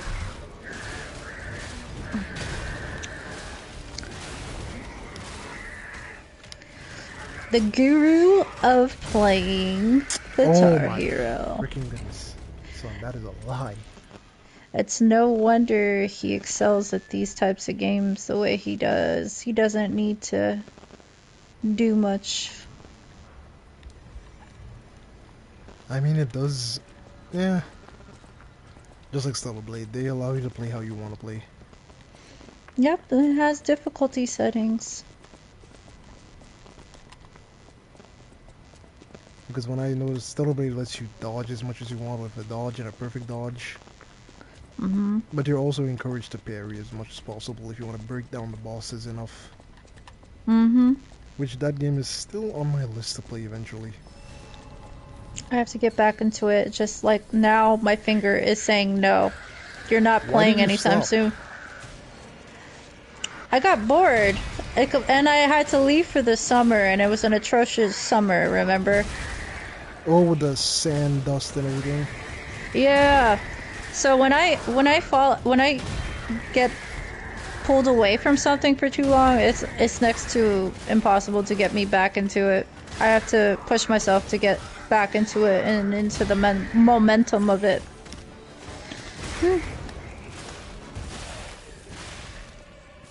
Okay, so the fact that I got so many different things happening with that summer and then getting sick like that, I was like, shit.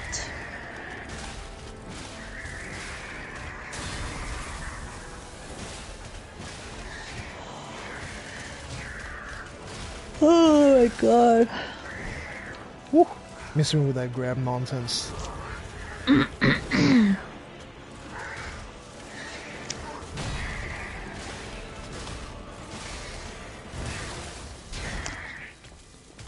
It's hard too because in the second phase he does a similar kind of like delayed, like he's about to grab, and then he just grabs you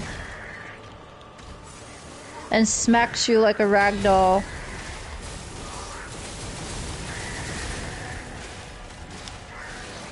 No, I'm faster. I'm faster. That was gonna be that grab attack. Yup, that's that one definitely.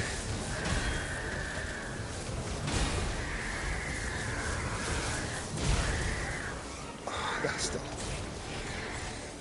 You got plenty of pulse cells too, so I only got 4. That's not a lot. one more now. Nope, miss me with that grab shit.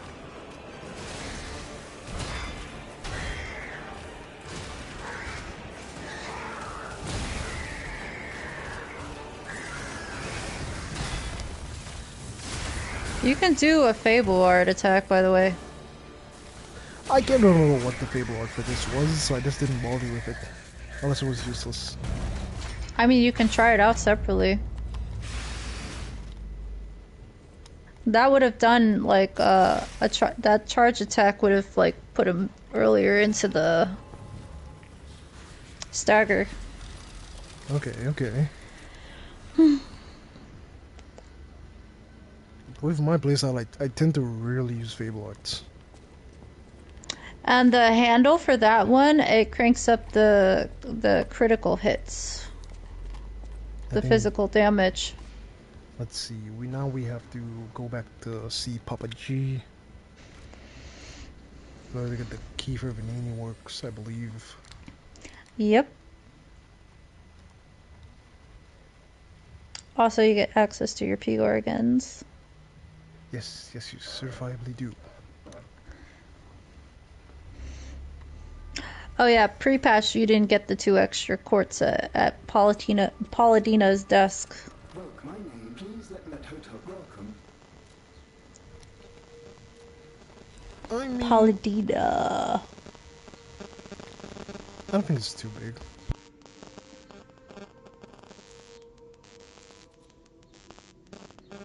Okay. Welcome to...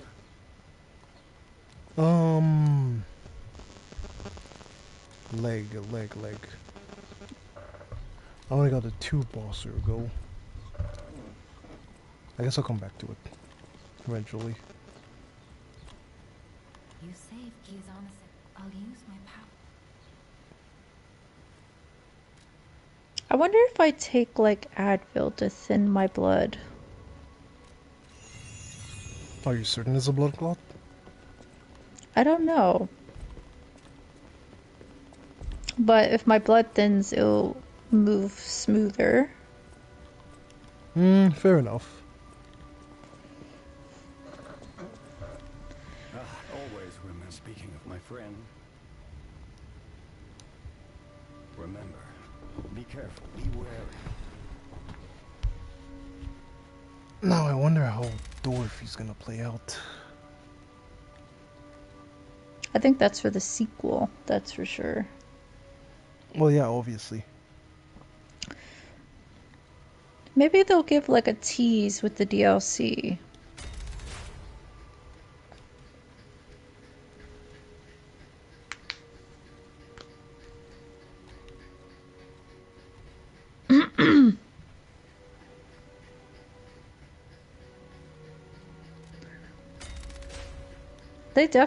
They could do that. They could tease a little bit more.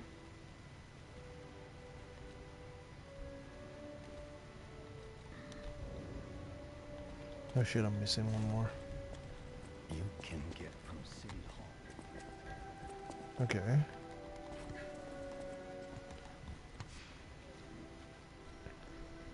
Okay. So then we want to go back right here.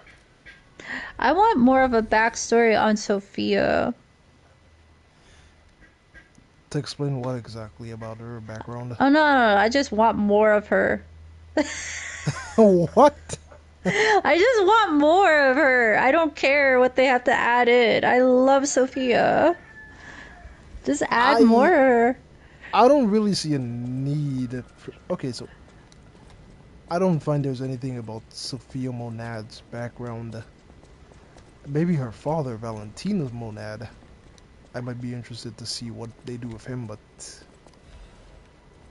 Sophia, I think Sophia's story pretty much concluded. I know, but I want to see more of her. I don't give a shit. Okay. I want to see more of the blue hair fairy lady at this point. I'm pretty sure we might get some nice, interesting tidbits for Simon Manus.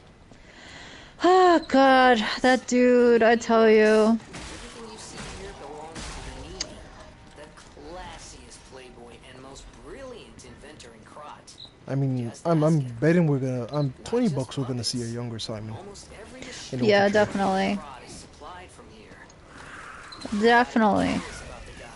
What kind of person? He's the whole reason this shit happens in the first place. So I'm not gonna be surprised we're gonna see a young, ambitious Simon Manus who's just sadistically, I don't know what. I lost my train of thought there. I usually look for the humanity in villains, but I don't think I can justify Simon. Nah, I can't at all. He locked Sophia in a tower. I'm like, that's justifiable enough to burn his shit to hell. Locking Sophia in tower, nothing normal humans haven't done already. But the way he goes about doing what he does, definitely not doesn't help his cause. Nope, not whatsoever. Papa G deserves the same burning of the stake there. I don't disagree.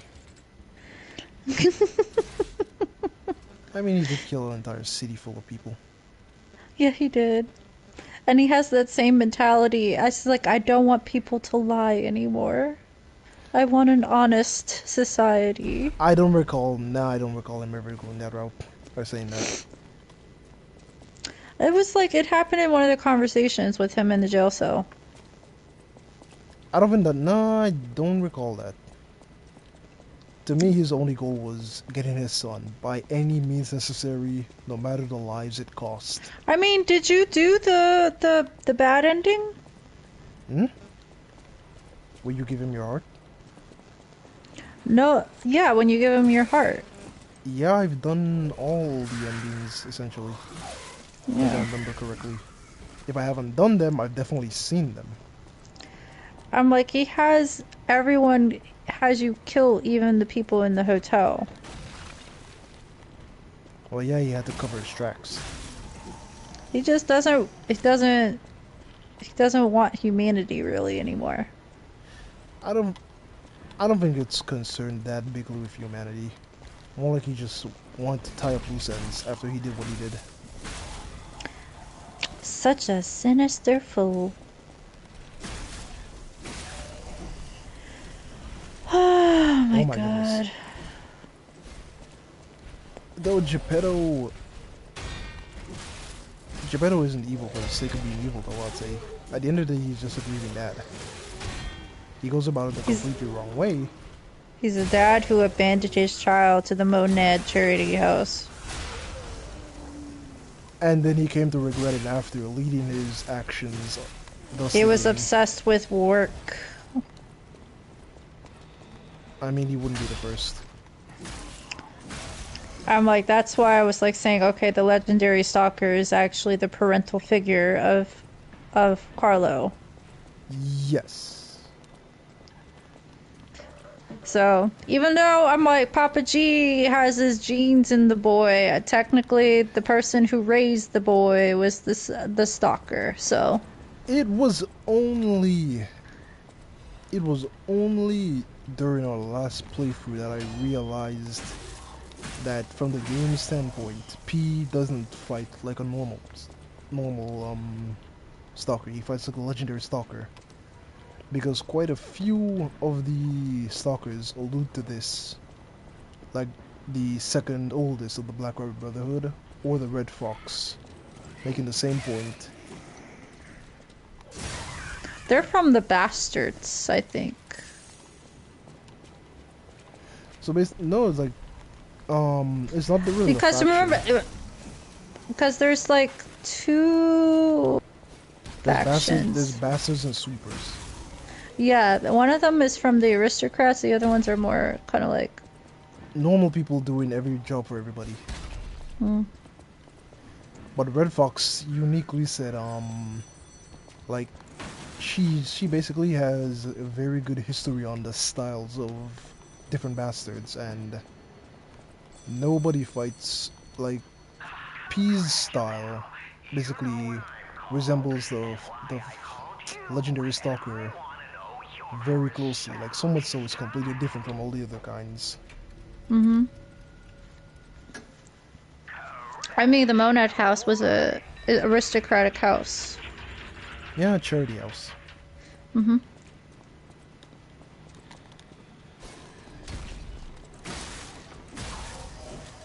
Led by Valentinus Monad and Sophia Monad.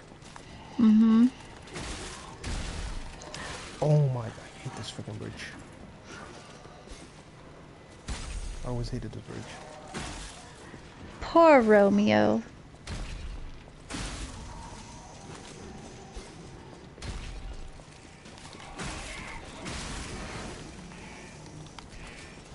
Okay, boys, let's do this the hard way.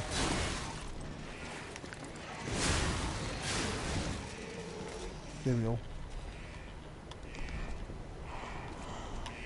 There, The problem solved. Liza P race. I wanted to do that all over again. Yeah, it would have been you and who else, obviously. You wouldn't have participated this time? I can't participate for shit. I don't even have a middle finger. Right. Shit. I completely forgot about that. Already. Yeah, you're gonna do your little poll is like, well, how many people use both your middle finger and index finger for the controllers, the trigger parts of the controller, or so, or do you guys just use the index finger to do everything? My middle finger is always positioned under the controller at all times. Yeah, my finger that is under the controller is the one after my middle finger. That's what holds up the controller. Let's see. Like I'm trying to hold it like this now, and this feels foreign. Should try for a second and see how you react. You're like, no. Frick. But wait, hold on, give me a moment.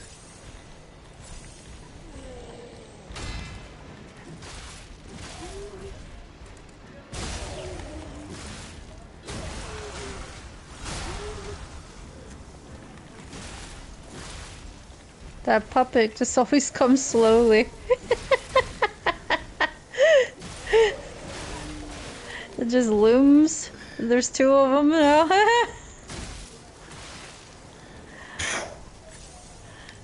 It's like if you don't block them, they just continue, they'll just keep ramming through. They're bloody annoying.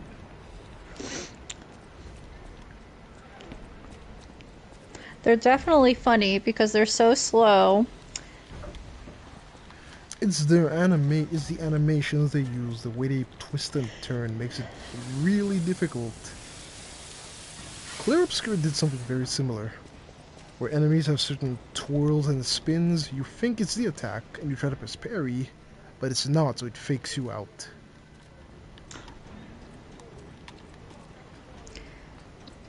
Yeah, this one definitely... Their attack animation can just go right through your attack. They will not stagger, really, that easily.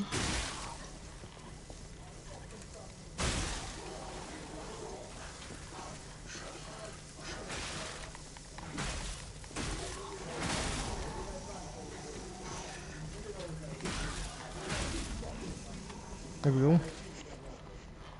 They got the salamander dagger. One of the best starting weapons in the game, honestly. That thing melted through Andreas like it was nothing. On my... I remember the clip of me you having it. I was like, that can't be true. It's not me, it's the weapon. I kept saying that, it's not me, it's the weapon. Because it really didn't melt through Andreas. And the fact that it's a close range weapon, which puts you so close to the enemy, sometimes the attacks he does misses you entirely. That I haven't noticed.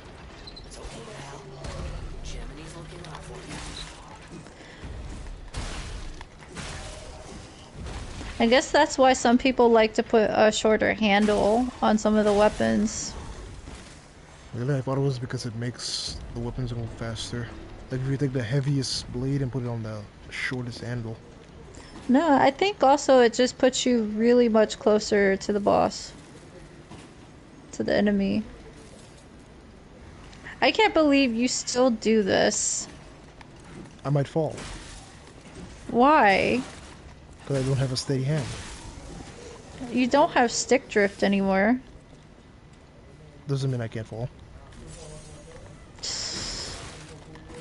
This is why when you head to that cathedral area, you have trouble.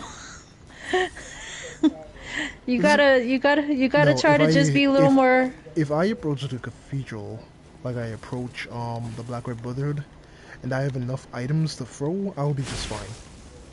Because it's never the platforming, it's the enemies I have to face during the platforming. Yeah. Holy shit! I forgot you don't get iframes. I think the thing is, they don't give you enough stuff. You have to be like really thorough in your search to get majority of things You to think that- throw. I think it's good because of how overpowered it is. They were right to limit it, unless you really invest in it. It was even more limited pre-patch. Oh, really now? Yeah, it's a lot more limited. I remember seeing a person do like they're only gonna use throwables or only gonna use the Legion arm. I remember watching somebody do a playthrough like that. It was really funny. It took them a long time to achieve that.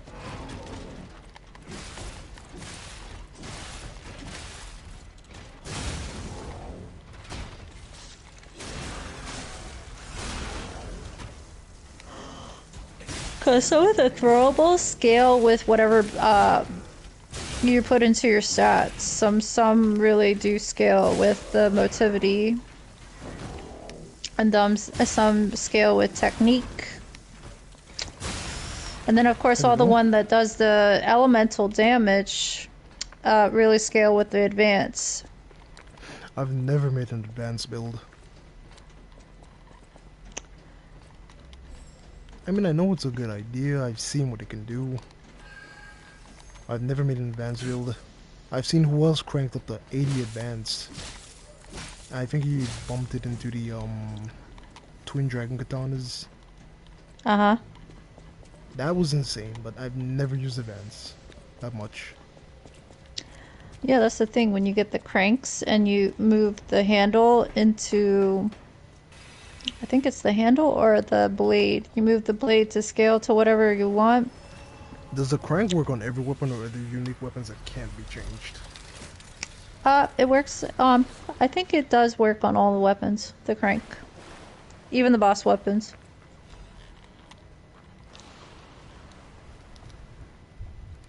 Okay, that's good. Let's See how they have them separate, the stats separate? So...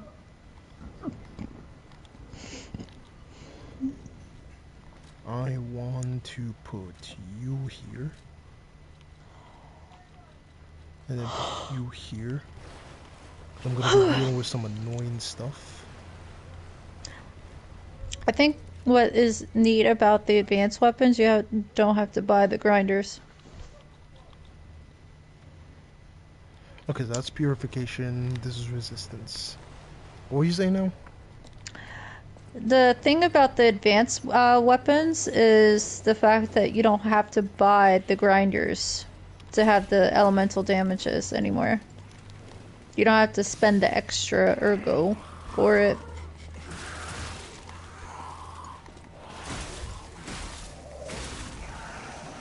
You could just use the regular grindstones though. The ones you get.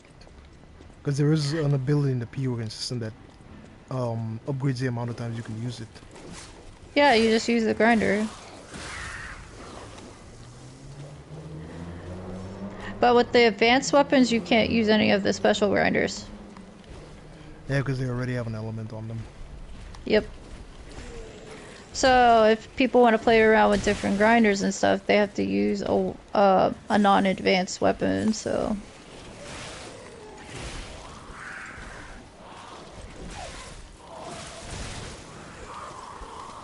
My brain is going for the worst thing in this situation right now.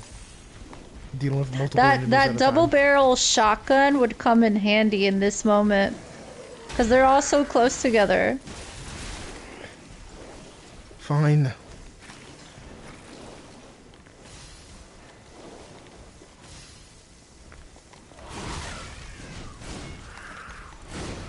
See, I rarely go into this area because I know if I just want to fulfill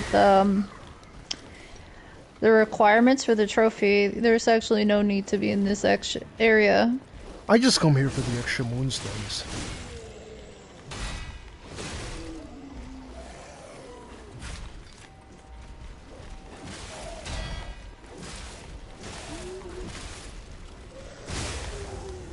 So it's like my brain pretty much functions like just go back and redo the area again for the 15th time for every possible advantage you can get. Unless you're dead confident you can do it without it.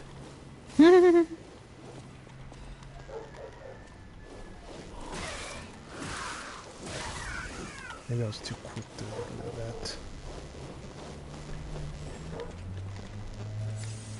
There we go. This, I think Vanilla Works is one of my least favorite areas. You don't like the ending boss in here. It's not the boss, it's just the area in general. It's a lot of corruption buildup. Yep, basically the poison of the game. I mean, technically the swamp is like that, so... Yeah, it's called corruption, but it functions the same as poison. Yep. That's another thing I noticed people that were complaining about is all the status buildups. I don't have a problem with the status buildups. I don't have issues with it whatsoever. Because I know, like, in the P organ, you can make yourself a little bit more resistant to it. To me, it adds a little more tension. The same thing, you can do a lot of this shit to the enemies just as much as they can do it to you. Mm-hmm. Which to me seems totally fair. Not unless people want to be able to electrocute a boss and never get electrocuted themselves. Oh my god, when it comes to the decay buildup in here, it breaks your weapon. I hated Vanilla Works for that. Immensely. I don't think the decay part is in here. I think it's in the other... I never said it was in here. I said I hated Vanilla Works for that. This is just corruption. Decay was in the... Sorry, not Vanilla Works. Lorenzini Arcade. That's what I Yeah, meant the to say. decay buildup. It was there and the subway station. Or the train station. Yup, they had entire clouds of that shit. Yep, eat away at your weapon. Okay. Let's try to play smarter, not harder. Oh, the, what you call it, his face, the Archbishop, the decay eats your weapon away. I mean, well, obvious, really? Are you serious right now? You have to activate the ball. No, I'm talking to you. Are you seriously telling me Archbishop Andre's weapon, tongue, Yeah. eats away your weapon? Why didn't I ever realize that? I mean, it's not like it's the same decay I've always been using. It did it one time on my stream. I was like, my weapon just broke. Oh, what's going on, Frog? Yeah, we're all waiting for the DLC. The weapon broke because of the so much decay buildup. I was using the clave. I can tank it. I can tank it. I can tank it.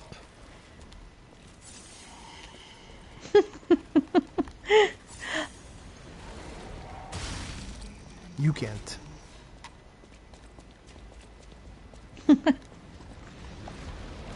I don't know how, but somehow who found a glitch or something that this ball was no longer rolling. I don't know how he did it. I don't even know where it's actually coming from. I don't think this ball is technically be able to get stopped. It's probably a glitch that happened with this game. I maintain that to this day. Nope.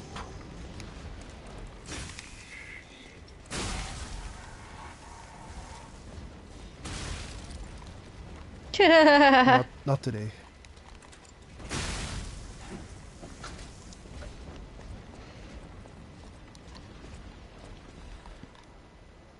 Yeah, I'm surprised who doesn't realize that you're like live right now. He's probably still playing Call of Duty. I don't know. Let me check. By the skin of my teeth. No, he's not even on.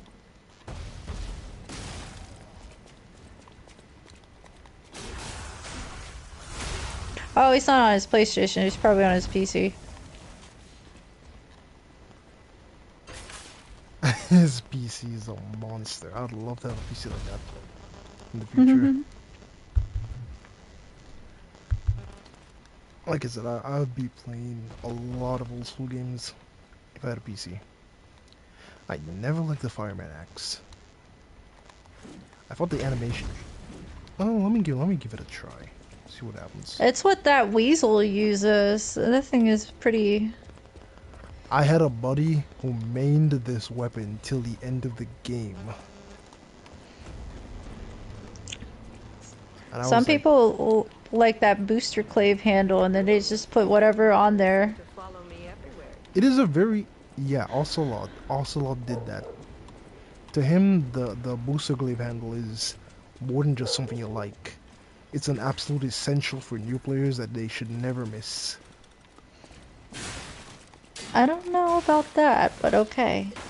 That's how he looks at it. Like, the benefits just outweigh anything else. Although I'd argue it's not the player, it's the weapon, it's what feels more comfortable for you. Yeah, there's like really down to it. The moment you get like the trident, you can do so much damage with that because it's got critical damage to it. That thing will get you through the rest of the game. You see, the thing about the trident is, I equate it to that the Tyrant Murderer's Blade is basically like the trident, only better. Well, yeah, it moves quicker. Because And then they have the exact same critical damage, but all you have to do is take the handle from the city longspear and put it on the blade of the dagger. And then basically you have a much faster version of the trident. see, a lot of the piercing weapons, they do some heck of a damage in here.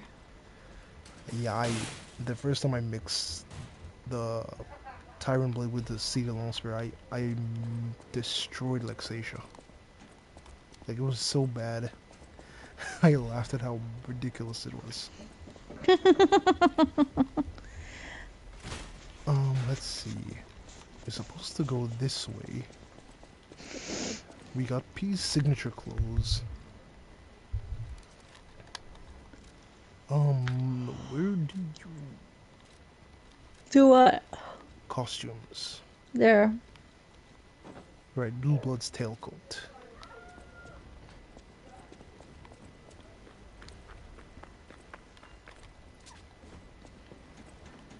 It's interesting you had to obtain it.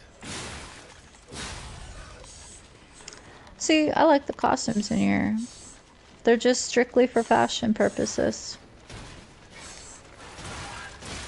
I forgot. You should never underestimate these bastards.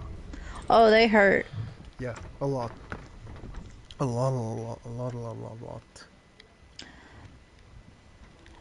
So, yeah. That's another thing I want. I want to see what outfits they're going to offer for the DLC.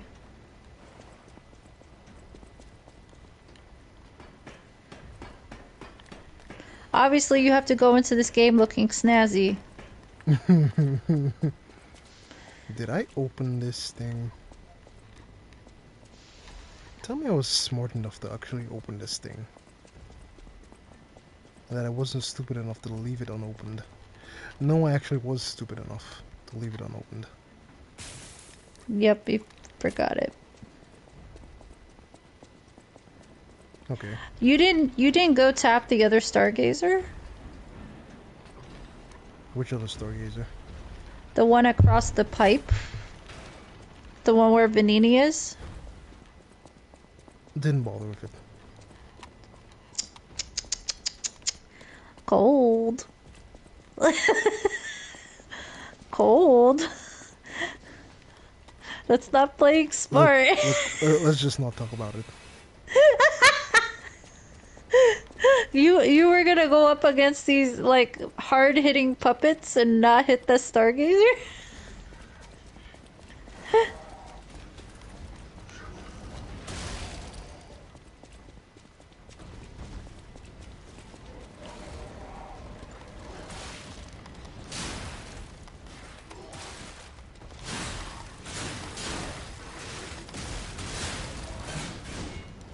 Oh my god, hit it. Did that meet? And what the actual? Yeah. Oh my god, that's funny. Well, now you opened that one, but you really just need to hit the Stargazer.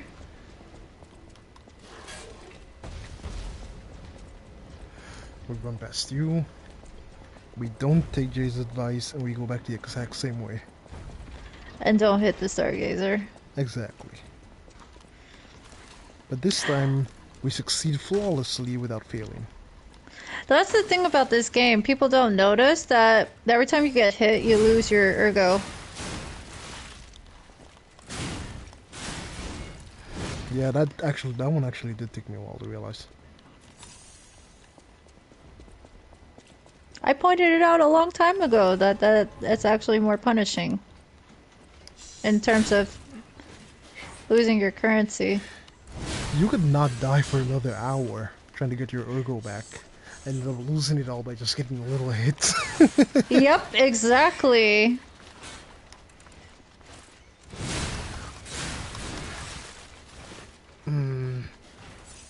Little bastards. Oh, come See, on. the thing about that weapon is so long, it gets hit on a lot of walls and tight spaces. And now I have 0 heals to go fight Big Boy. Big Boy Shovel Guy. Well, go hit the Stargazer. No. The hell? I'm being very contrary and stubborn right now. I noticed. Oh my... You're gonna get thrown back right into that zone. Well, let's see how well we do. It don't matter. I'm like, if you win, you win. If you die, you get thrown back to that same area.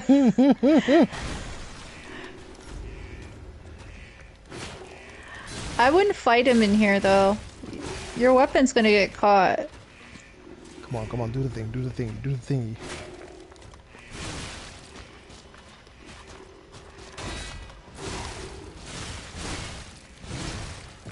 Remember, he poops fire. His big brother is waiting for you to, so it can like unleash the load.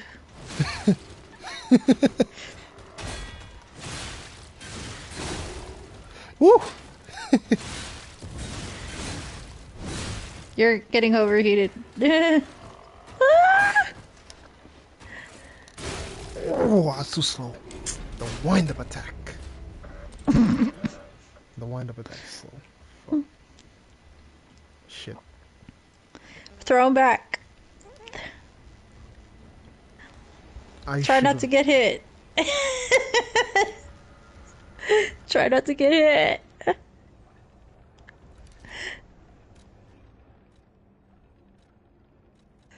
Oh my, it's so funny. I suppose he with you, and let's just see what happens this time. I did open the other way. Yeah, you did. You remembered that. Okay.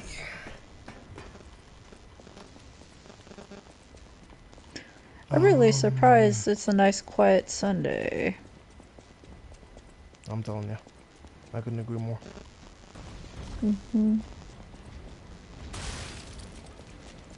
I'm surprised Bisquaddle is not around. He shows up to your stream more than mine's.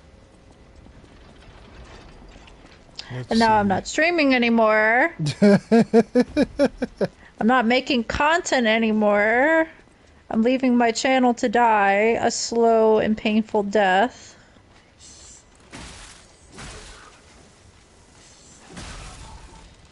Let's see. And then here and there I will put myself Shit. onto you guys' channel with these discussions.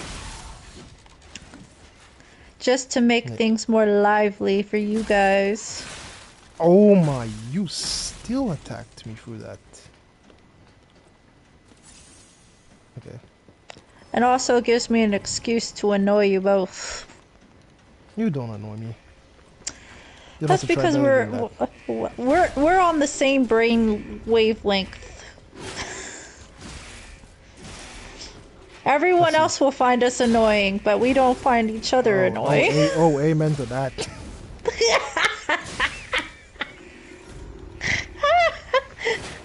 Some of the things Pasquato would highlight is like the epic debates between you and Cold. It's like hot and cold. Look at you. Your favorite color is red. Mine is blue. Yep, there you go.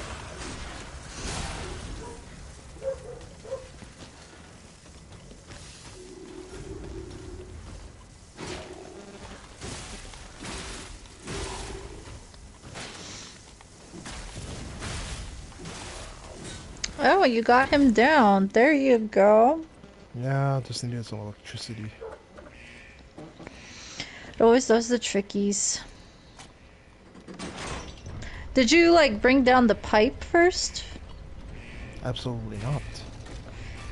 Well, that was pointless. Hmm? But You have to bring down... No, you have to bring down the pipe. There's another entrance, remember? I'm not going for the main area. I'm going for the, You know No, that thing drains the swamp. You needed to bring down the pipe first. You don't need to bring down the pipe. You bring down the pipe to you to pass. As a shortcut for yourself. The place is still gonna get drained. Oh, maybe. Okay.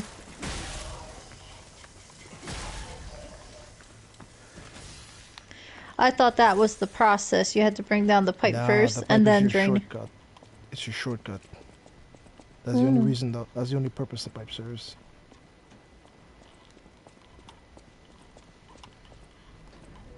Wrong shortcut. I don't know what you're looking for.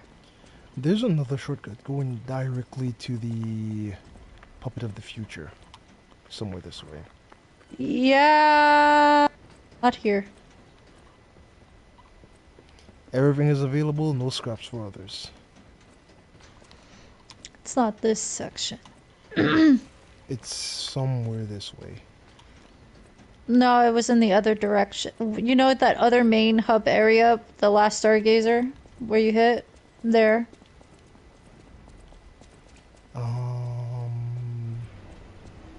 Leg. Nope, It's not this there. way. It's not this You way. have to go back through the tunnel.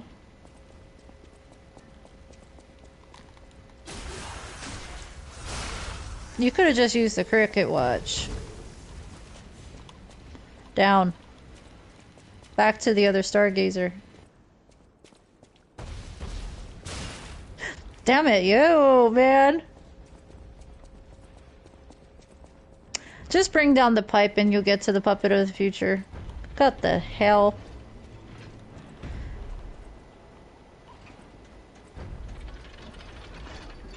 See, that one is on the other side. It's with you.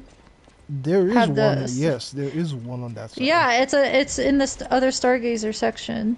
But there's a completely separate one Yeah, it leads to right there. below me here. Yeah, the Stargazer. You don't. That one requires the pipe, but you don't need it. There was No, it's like I keep telling you, use the cricket watch and go back to the Stargazer. Okay. Hold on, I'll be right back.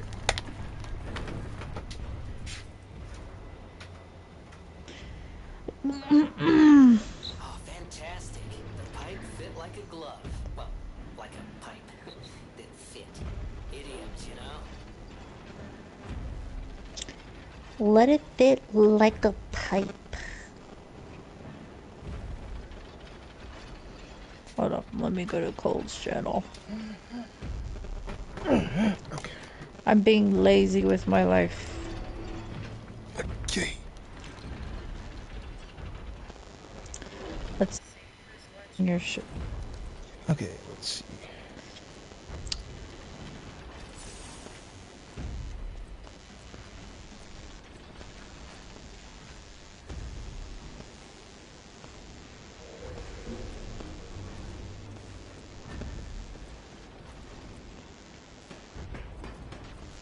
Guys, we'll smash that like buttons.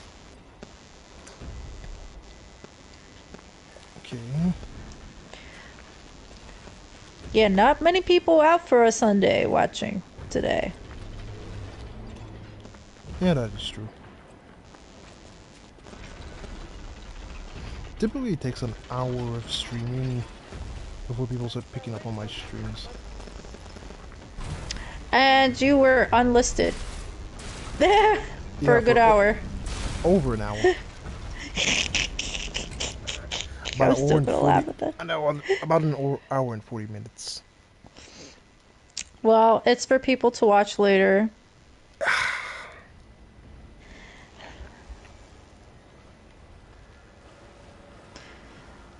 Okay, now I want to use the other stargazer. Here we go. And then as soon as we get out of here and start approaching the cathedral, I'll use a salamander dagger. Just have to beat the boss of this area.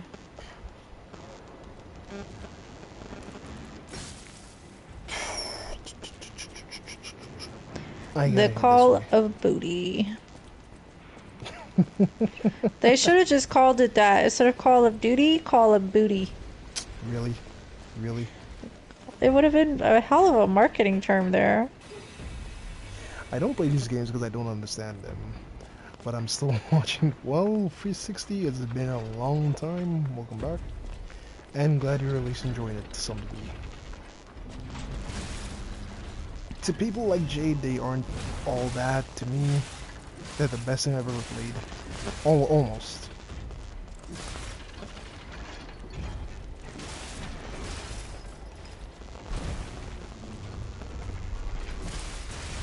Woo! I have to say, shock is the worst status ailment in the entire game.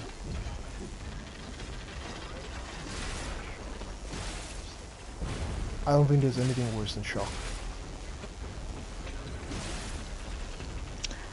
That's a really interesting punishment they do for players in this game to prevent you from getting your stamina back. I mean, Dark Souls has done it. Yep. They have a status effect called Frost, which does the exact same thing. Oh, that reminds me, in the DLC you're gonna get Frost buildup. I was wondering why that wasn't in the base game, but there aren't really any Frost enemies per se, so...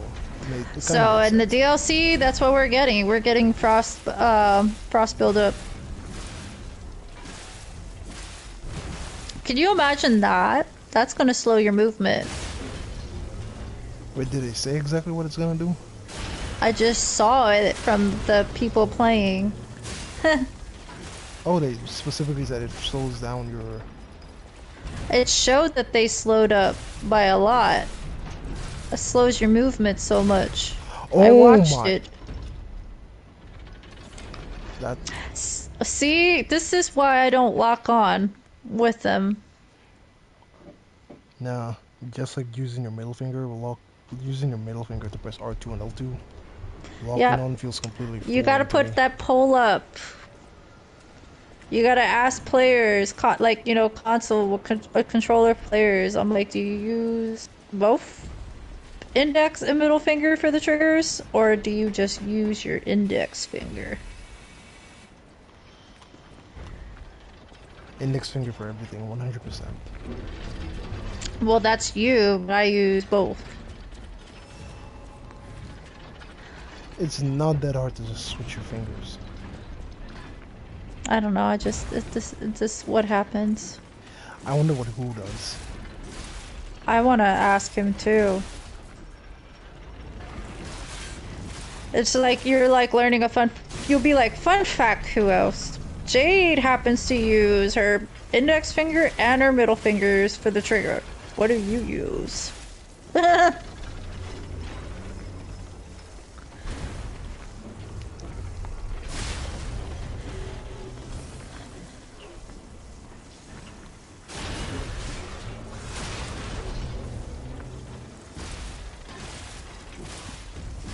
You know, I thought I would be playing Before the Storm today, but since my middle finger is hurting, I am probably not going to do that.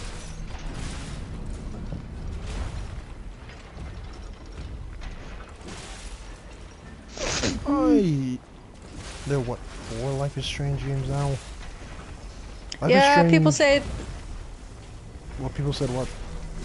they like only the first two, which is meaning the one I'm playing now and the Before the Storm. The other ones they don't like all too much. I want to give Life is Strange 1 and Life is Strange 3 a play. I think they look the most interesting to me. So I played the True Colors one, and I didn't think it was too bad. I was just like, I hate streaming that or creating. I didn't. It was like the wrong idea to even create content for that because you have to turn off the music. Oh, it's a lot of cop. That's why I like games with original soundtracks. Yep. Like So Liza P music is completely original, so there's not really anything to copyright. yep, pretty much. Oh, let's see. Finally took that guy down. But Okay, let's go definitely back to that guy. playing those games for yourself is probably a lot more better fun experience. Nah, it depends on the person. Yeah. I mean, at this point, there are some games I played already, but playing them with an audience and hearing their thoughts, their feelings, definitely makes a second, third, fourth playthrough much more interesting. Yeah. Because then when you do that now, you get a whole different look into the experience that it's really is fascinating the way people react to how you do something versus how they do. Yep. They get I, entertained by that. I get even more entertained because somebody will be like, I never did that. I just went around it instead, or I didn't do that. I just used this weapon instead. I'm like, what? The actual. It's really fascinating sometimes. Oh yeah. Let's see. My goodness, I never changed any of this. I did not. Okay. Welcome to You might actually beat that boss today. Yeah, I think I'll end it after I beat Fuko. Yeah. And I'm not too far from him either. So let's see if we can use the other Ergo. Hold on. I'm gonna make pork chops today.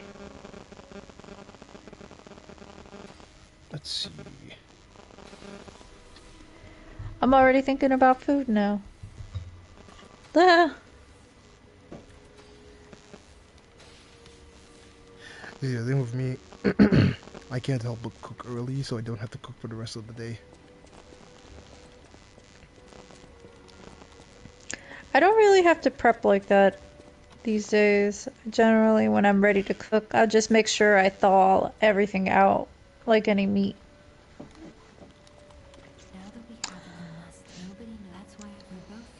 I'm so quick at cooking, it's just like, yeah, I can just stop what I'm doing and go and cook on the fly.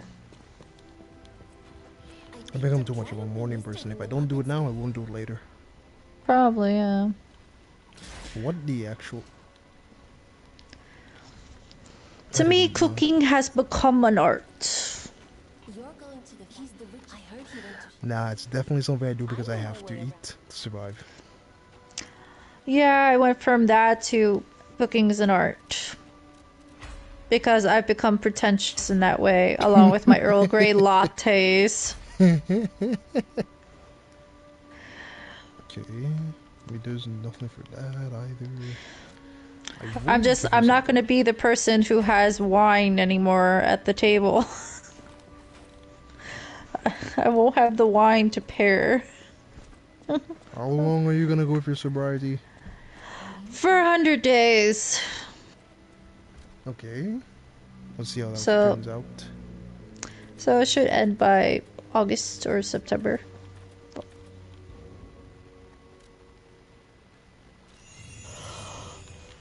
Gotta dump everything into capacity. Perfect time to start drinking towards the winter. Or I might not fall into it at all. I might stay off the sauce. My mom's already looking at me, and it's like, you're choosing to cut back when your father is going through all of this. I'm like, she's just looking at me. You picked the wrong time to sober up. No, I think it's the perfect time. Why would you want to add being drunk to when something bad is already happening? Yeah. That's just not how my mom thinks. She's like, oh man, it's not a good time to cut back. I think her logic is backwards. Yeah. 'Cause I don't think you should be drinking when you're going through something. I'm not too worried about it. I'm like, it's just gonna be stressful a little bit. Let's see. Okay, so now that we have that, Because my dad's gonna have his surgery on Thursday. this upcoming Thursday. Yep. He's already, has to be on meds and all and do these different things pre-advance before the surgery. So my mom has this whole list of schedules of things. Wait a minute, why the heavens am I? Oh, right. I skipped the Vanini Stargazer. Silly me.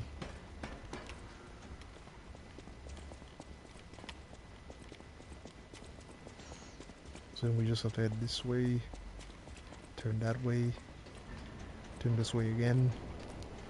Oh, that's the freaking shortcut I was looking for. Yeah, it was down by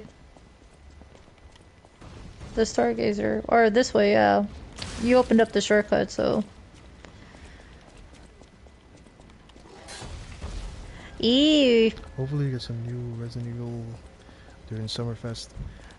You know, I want them to make a Resident Evil closer to remake, because Resident Evil 1 remake, because I started off with Resident Evil 4 first, OG, then Resident Evil 5, 6, then RE2 remake, RE3 remake.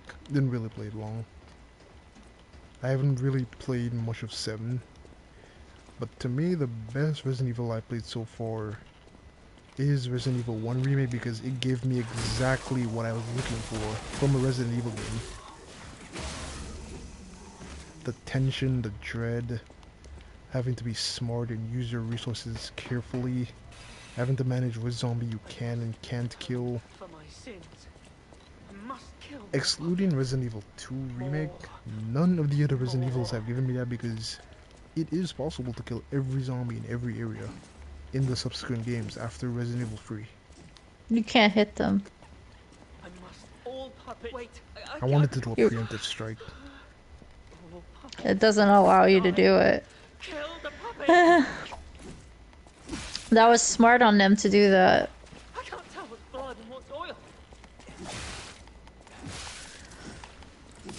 So it doesn't allow you to cheat in this fight whatsoever.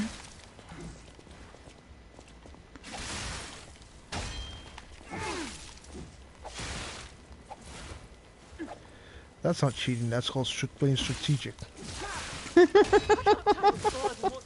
Well, they removed it. You can't get that first strike in.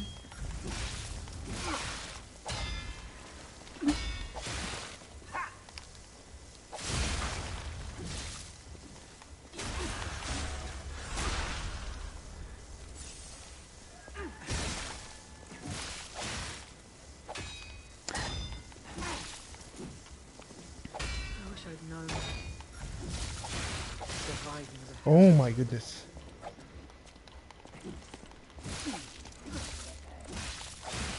That's pretty much how the saber works.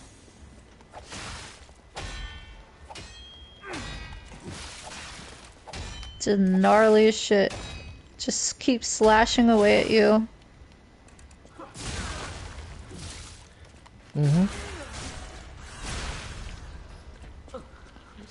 Unlike my previous run, I upgraded my weapons and my defense is pretty high. Our race, you were having such a hard time with them. Not the first one, but definitely the second was horrible. That was just absolutely And it terrible. was a handicap one. You could use any weapon you wanted. I don't understand it either. It's like, who else was like, you just handicapped yourself? That should not actually be the case. I should be better than I've ever been. Yeah. And then you couldn't get past the platform in the cathedral. I was amazed. Oh my goodness. It's going good, Ocelot. How was Assassin's Creed? I saw you were live with it.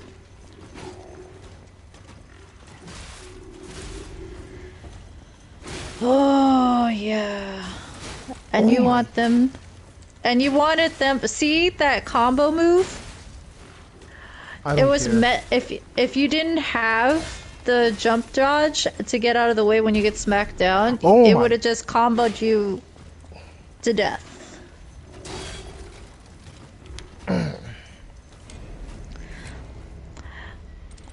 Who else and I would have been like, That okay, is just for cold, give Really? him that where he has to earn the dodge again, and see how he handles the game.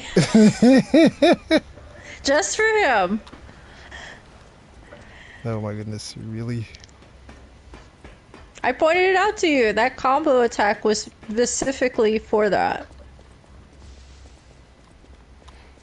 I maintain if I played this game pre-patched, I'd be just fine as I am now. Maybe if I was a You'd be fine, but you probably would get caught in some of those things. Listen, all I'd have to do is perfectly dodge a perfect guard. It wouldn't be that hard. Well, who else and I both know the perfect guard is not all your strong suit in here. But you Well, can no, perfect dodge. this game definitely has a core story and ending. Huh. I played it so much, but it does have a core story and ending. I would say it's roughly around between 40 and 60 hours. I finished at 72 hours because I just like to get everything and fight everything.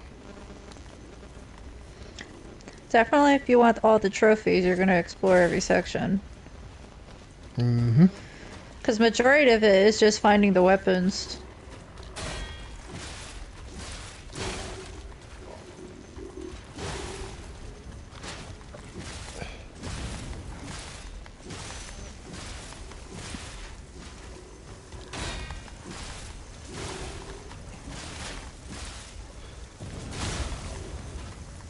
Oh, how do you like them apples now, boy?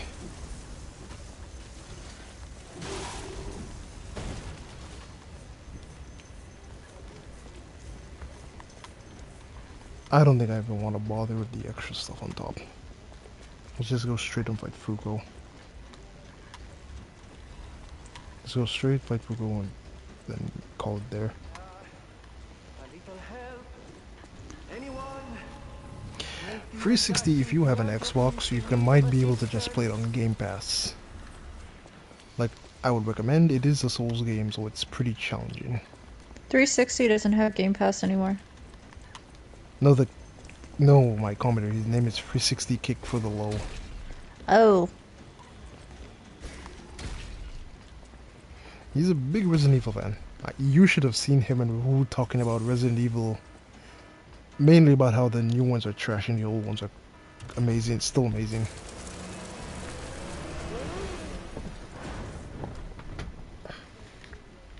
But like I said, to me, Resident Evil 1 Remake, best Resident Evil I've played. I feel like I got the most bang for my buck. I want them to remake Silent Hill 1.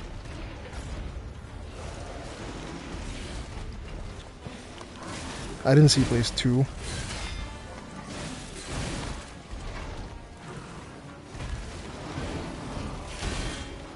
I want a remake of Silent Hill 1. I know I want a remake of a lot of them. I remember Pasquale was playing that. Yeah, he was playing the remake of Silent Hill 2. Mm-hmm. You know what the big difference they did with that, and I'm glad somebody was able to do a video pointing it out. How they have the fog move. The fog literally shows you where you need to go. Really? Yeah, the fog is designed to show you where you need to go.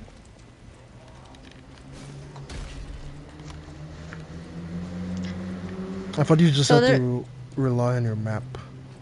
Nope, you can. Well, when you're exploring in the game, it literally does show you where you need to go next if you go to the schoolhouse or if you go to the hospital or the apartment buildings.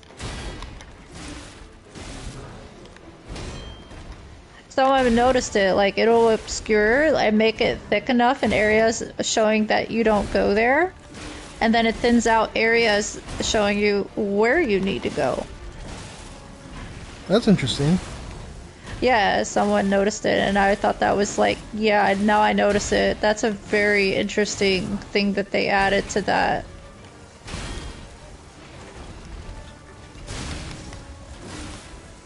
That's a lot more complex design there, to have the fog react in that way.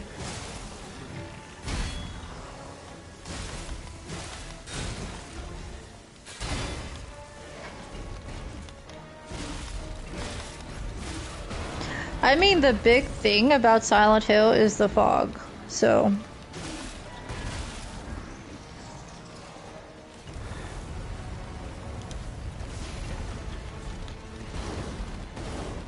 I'm surprised you used the beams for that. Really? Why are you talking about? Isn't that what you're supposed to do? I usually didn't use the beams for that. I would just run every time he does this poop fire. You're not always able to make it far enough. I do. I see him squatting and I'm going. You see, that's why that's why you have brand. Yeah, true.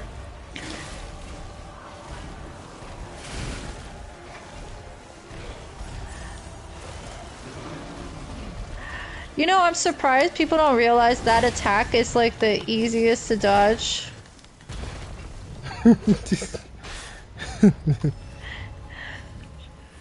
Really? Like you just move out of the way and then it's like easy hits. Although they probably think, they probably try to perfect guard it, because you can. Yeah. But it's definitely not needed. I was definitely better prepared this time. 2 tries. Yeah, I'm surprised. Kudos. Congratulations.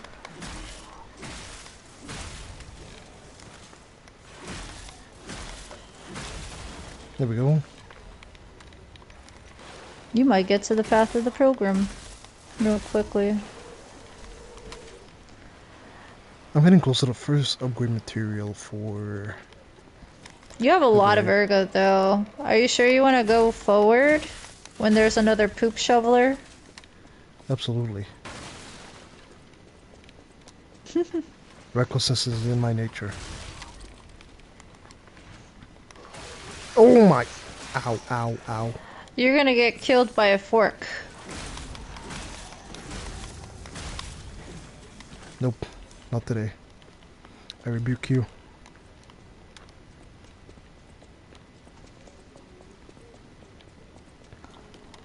Okay.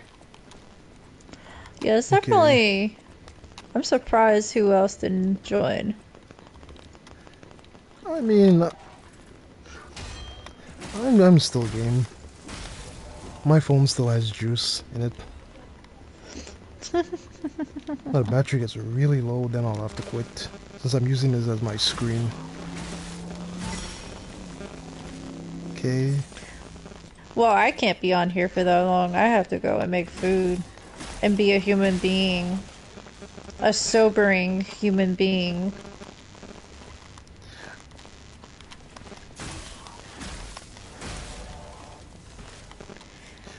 Okay, so Make my pork we chops. can take this path down here.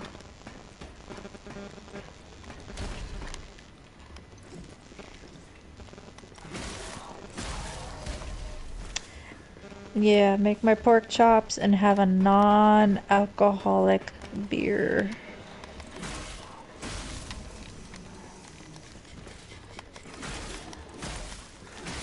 This is gonna hurt. I was trying to save that heal for Shovel Guy.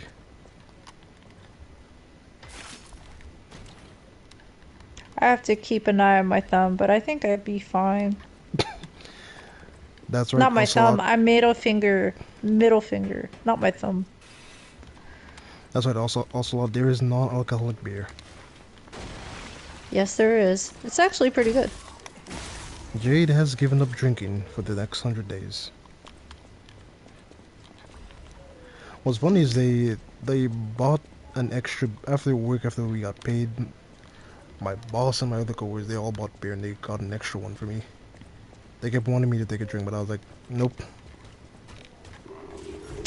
Who else doesn't like the taste of beer, so he doesn't care if there's a non-alcoholic version? There's I some told really him, nice. I told you guys, I'm like, the time I'm done with this, I'll know which non-alcoholic beer is the best one. I remember you saying something like that. I'm like, so far, Heineken Zero is one of the better refreshing tasting ones. I hate Heineken. I hate Heineken with a passion. The only thing I hate more than Heineken is Guinness. So, I like Blue Moon too, you know, since it has a citrus taste, but I'm like, you can get a bigger pack of Heineken than because they just give you a small six can box of non-alcoholic Blue Moon for like almost $12-13. Ha! That's probably around $30 down here. Oh yeah, definitely for sure. And then One there's other beer- brands. One They even one beer is $5. 6 or So- 7 depending on if it's a small shop. they have a non-alcoholic Guinness Stout, which probably eventually I'll try and see how that goes. Just hearing that it's a Guinness makes me not want to try it. Well, yeah, it's a stout. That's for sure. They do typically they make a local thing with it with Guinness and egg and stuff. So I do like the original regular Guinness Stout. It just tastes like coffee to me. It's a regular thing that guys down here, when they're gonna smash on the weekends, they gotta have a Guinness. For me, instead of having coffee, I would just have a Guinness.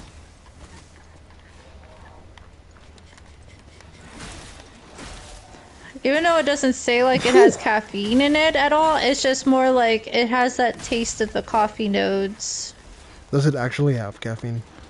I think it is a little bit. It's like a mix of coffee and a bit of like chocolate note, like to create that thing. Oh well, that actually explains some stuff then. Yeah.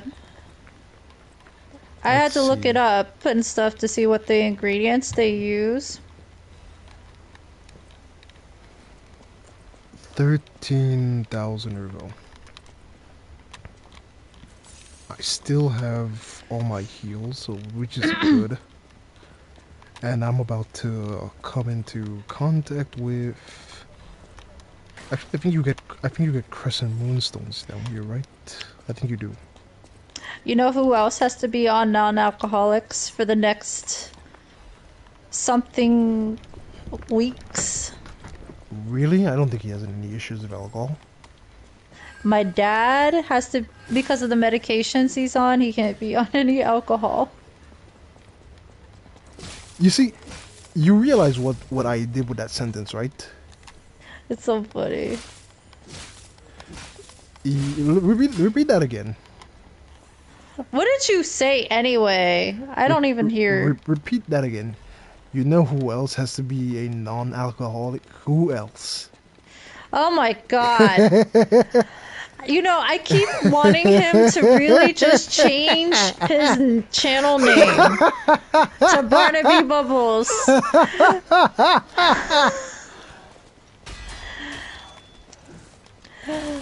Because I'm like, it's a part of the sentence to say who else. Do you know who So else? that's why I perfectly answered. I don't think he has an issue with alcohol. Oh my god. He needs to just change it to Barnaby Bubbles. That's all fine. Barnaby Bubbles is a better name to sell If I his remember, channel. you know what? I keep forgetting what's inside here. Right, no, it's not worth it. I think there's a weapon or something.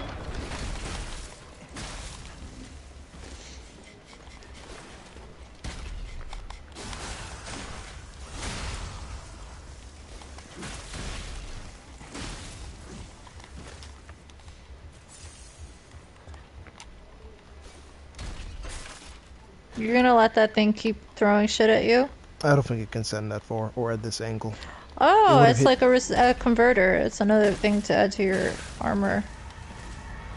And then there's gonna be two that's gonna break out from this wall. Yep. There we go.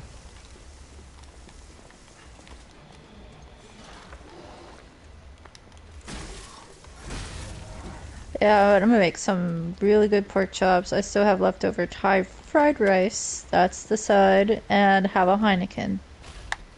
Okay. That is my plans. My gas finished, so I'm definitely not cooking. I forgot to change the cylinder. So yesterday the gas ran out on me, and when I went to the shop, they said they didn't have gas either. They ran out? Yep. Damn. Because down here we don't have gas companies. Everybody buys a... Propane tank? You're right, a 20-pound or so propane tank. That's usually filled up. Yeah, I know the little stove ones, they run on those little cylinder, kind of like propane tanks. Yeah, it's got a big or small. They run on that. Do you want to go up, child? The cathedral isn't the sanctuary. Is killing her even worth it? I don't think it's worth it.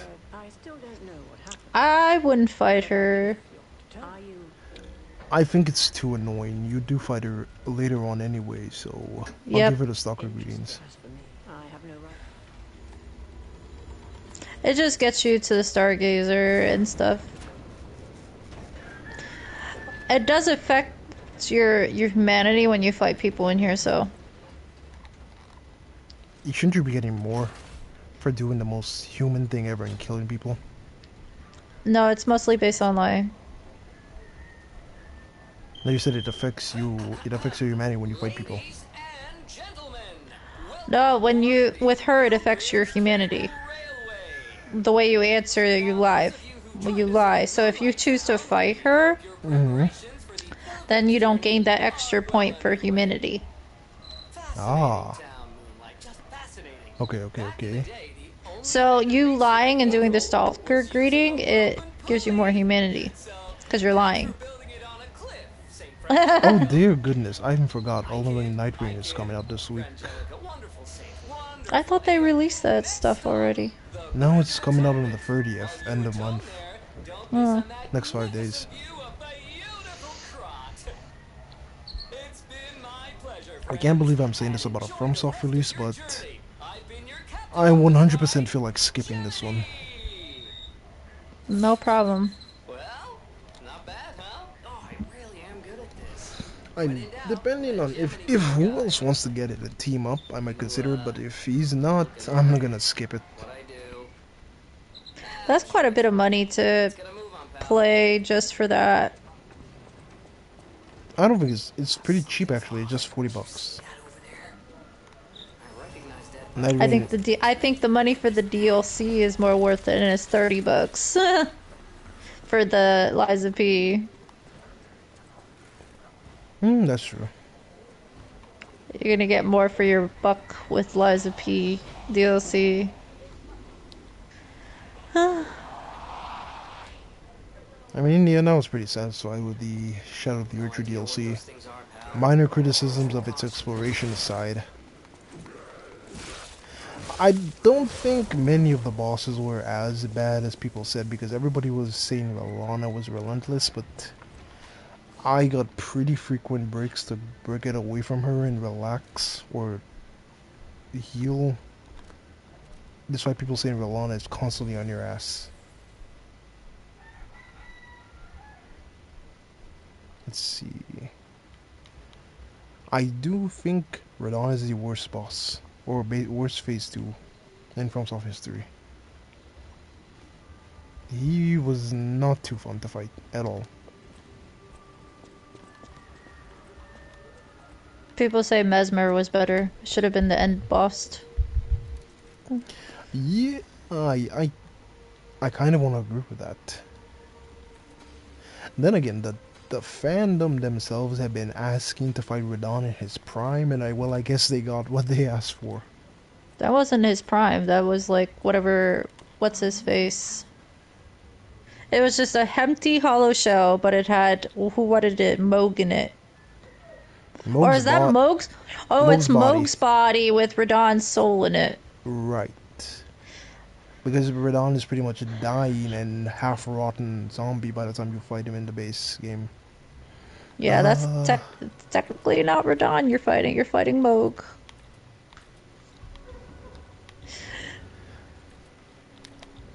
I think Vigor's gonna be more important. Definitely, I see more money, my money well spent in the DLC for Liza P and the Gears of War collection. Let's see. Because Gears of War is also supposed to release this year too. I forgot about Gears of War. That's a hell of a multiplayer game to play. I haven't forgotten that game had multiplayer. Oh yeah. Oh shit, and I can't respec yet. This is not good whatsoever. Definitely not good. Oh, so it's August 26th of this year. The only other game I'm interested in that would be coming out is Ghost of Yote. I want to see how that turns out in October.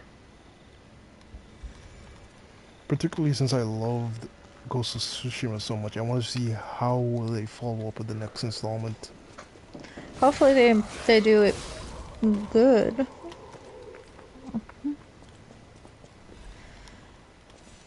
It seems like the story is going to be a big reference to Kill Bill. You gotta love Kill Bill. I've actually never seen Kill Bill in full. I know about it. You should watch it. I was watching. It's the cheesiest movie, well, 2-movie collection you'll ever watch, and that's what it's meant for. It's cheesy as hell. It's playing on that very old, over-dramatic cheese of martial arts. Or samurais, gangster, grindhouse films. Kind of like Sin City.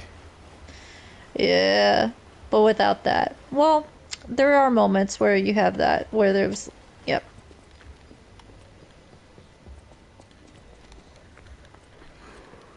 I've got to go back and watch a video of the plot of Sin City. Sin City overall was a good concept, but I would never go back to watching that. Only good for a first run. Your first watch is good. And then they did another one with a similar style, and it was, I forgot, Spirit or something. the spirit. Let's see. Let's see. What's happening? I'm actually glad that that style just died out with those two. It's fun to watch, but at the same time, the premise of the story was just not that good. There's another movie that came out around similar time. Right. Quentin Tarantino's Death Proof. It was a double feature with another one with Robert Rodriguez when they released in the theaters. It was a double feature. You watched Death Proof and Planet something. Planet Terror Yeah. with Rose McGowan. Mm-hmm. Oh man, Rose McGowan was hot. That is the only time they did like a remission scene, like where you took a half hour just chilling, and it would throw in like these most ridiculous like movie trailers you'll ever see. It was a part of the whole experience.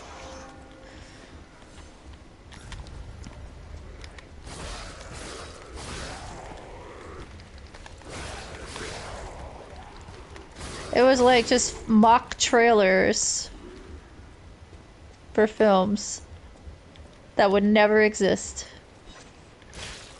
Frickmas.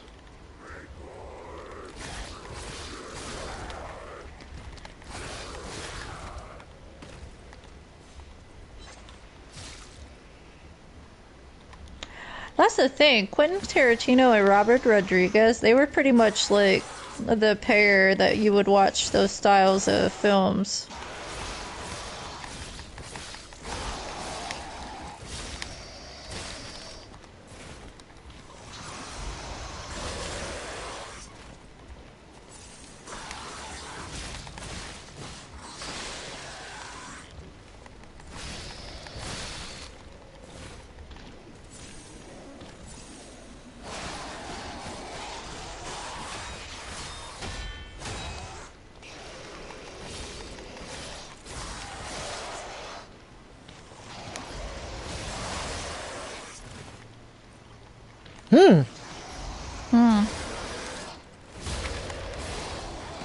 Still got him.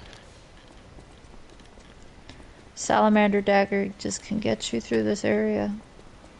Absolutely. This is why I picked it now to level it up. Mm-hmm.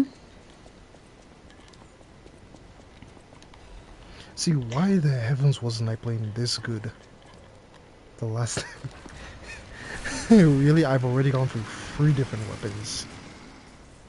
So it's I don't know, not me because it's switching. maybe it's not the pressure of the race. I think maybe it was.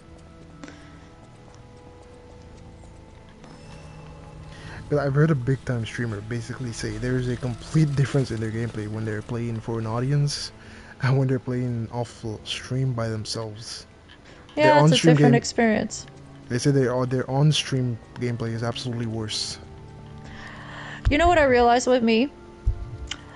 I'm more immersed and tuned with a game when it comes to like mystery games or where I have to like read a lot. I feel more compelled to read for an audience than I do for myself. Like to really go through the details. Oh, really? I noticed that with me.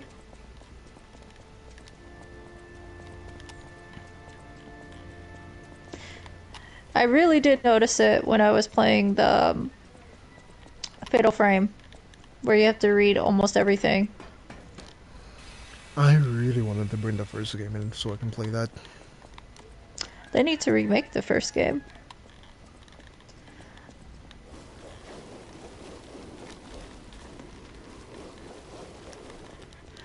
My friend said, like, the installment that I played, the last one, is the nicest version of the game to play. What do they mean by that? Well, it has more of a better, happier ending. Oh, okay.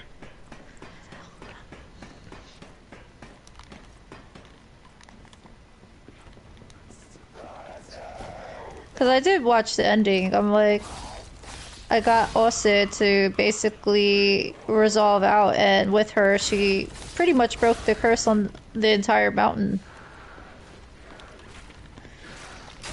Because all the other spirits that she controlled went with her.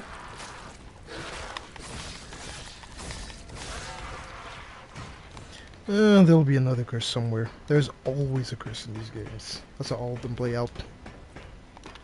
Mm-hmm. They have a common theme, and the maker didn't bother. The maker was like, if it ain't broke, don't fix it. There's always a ritual, it goes bad, and then it starts this chain reaction curse that the protagonist has to lift.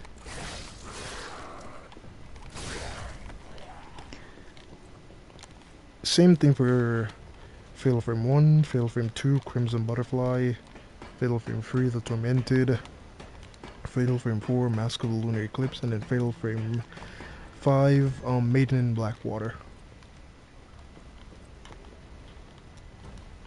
Let me see if I can get this right. So right now, my friend has been playing the lunar one. So far, he hasn't convinced me to buy it, so that means it's not that good. Or maybe it's so good he wants to hog it onto himself. No, if it was good, he would have told me. Because he knows how stingy I am with money. I'm not gonna spend money on shit that I'm not gonna like. That I play for myself. Whew.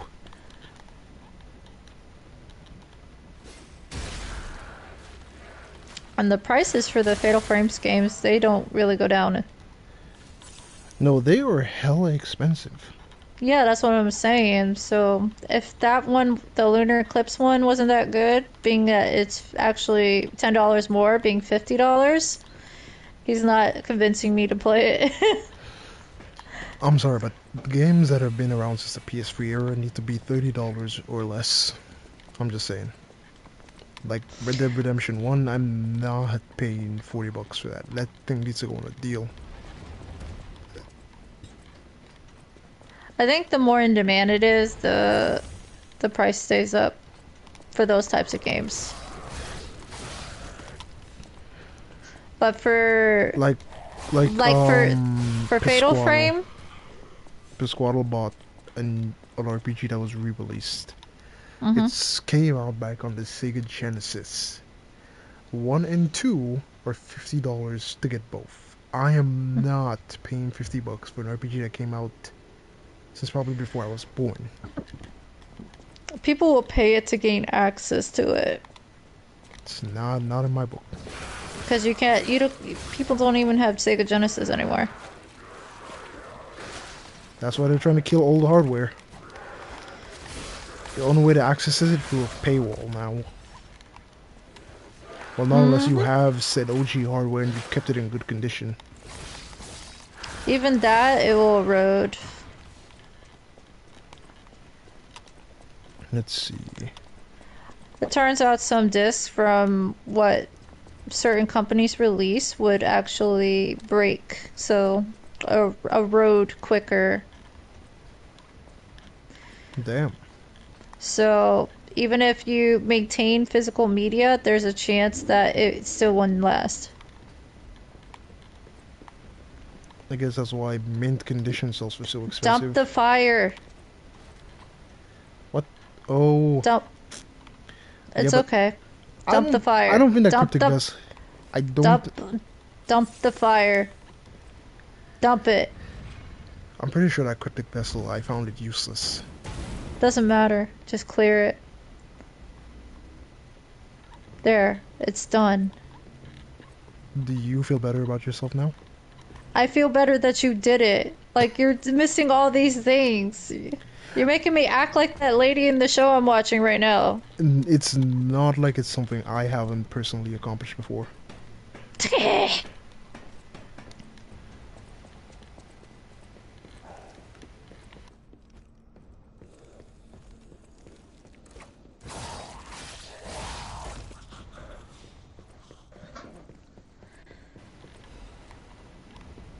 I don't, you know, I don't recall coming here. I think I've definitely missed this place in subsequent playthroughs.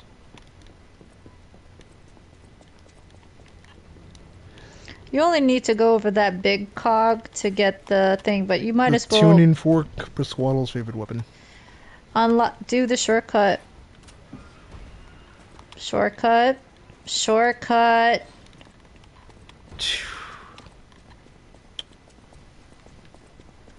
The things I do for my own good. I know you hate this area, platforming, so it's good that you did it. The worst part is over. Yeah. Now you don't have to deal with the worst part anymore. Just go fight the big bubbard, and there you go. Okay. Preemptive, preemptive, preemptive.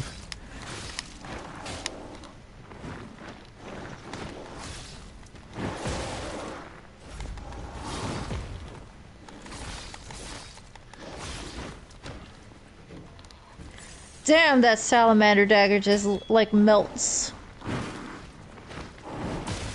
Woo! Oop.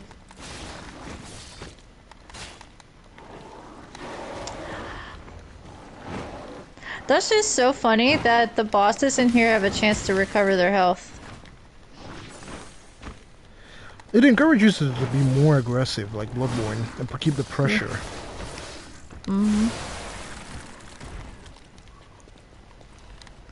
Melt like butter. Because if you play more passively, you give them a chance to recover and practically not die. Mm-hmm. Or unless in between breaks, you just do so much damage, it doesn't really matter. Give or take, whichever one. True.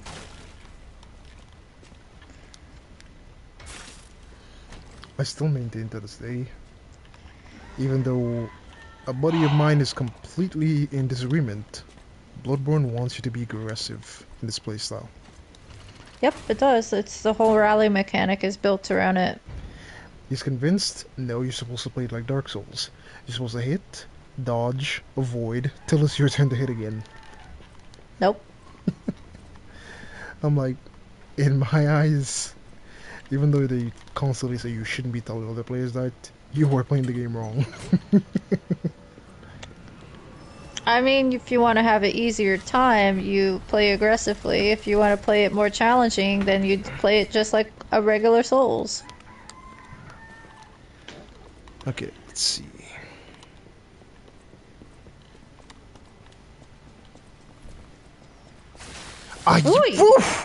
Yeah, I've done that before. Sweet Mother Mary biscuits. What are you trying to do to get to Andreas? I can run it.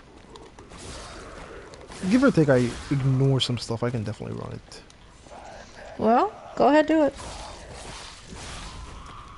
Still have to unlock the shortcut, though.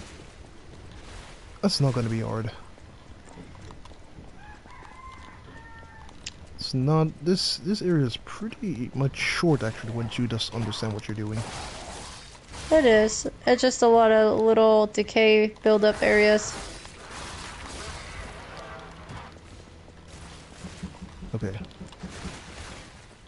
People think, oh, it's just sack of stuff, and I'm like, no, it will break your weapon. Many people play without realizing what's going on in the game. Yeah, they say, what's this decay buildup doing? It's eating away at your weapon.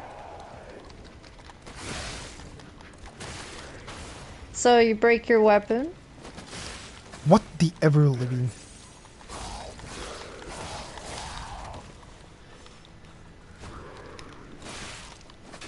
You forgot you don't have much range on you. Okay. Well, Colt, I think I'm gonna have to leave. I need to make those pork chops. No problemo. My God, it's been good watching you play. Always a pleasure. My God, Shame a certain good sniper couldn't make it. I know, he's too busy playing Call of Booty. Now everyone can hear that word officially. Good times. Alright, Cold. I'll catch you next week. No problem. Take care and enjoy the pork chops. Oh, thank you. Bye bye, everyone. Let's see now.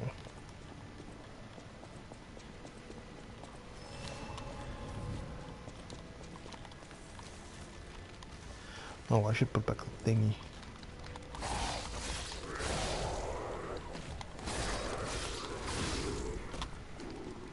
I should definitely put back the thingy.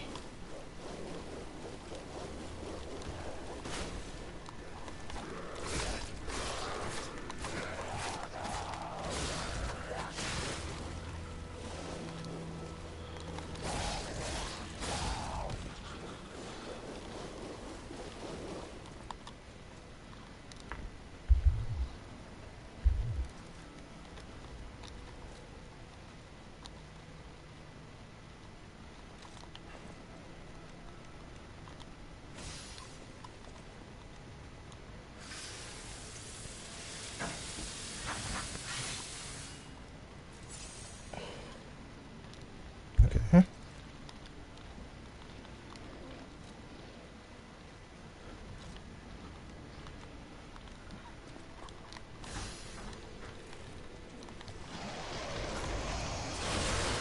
Oh my.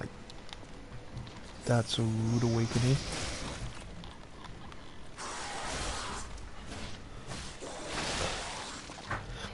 Yeah, you can still join if you're free now.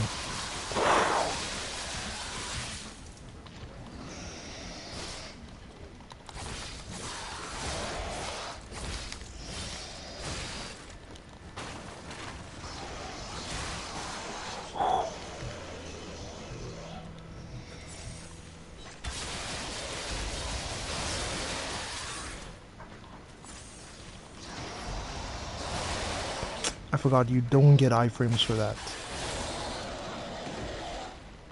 Probably stream the first Berserker later. I've been waiting for you to start back streaming that. I want to see more of the misery games gonna put you from. Someone lost. What's his face?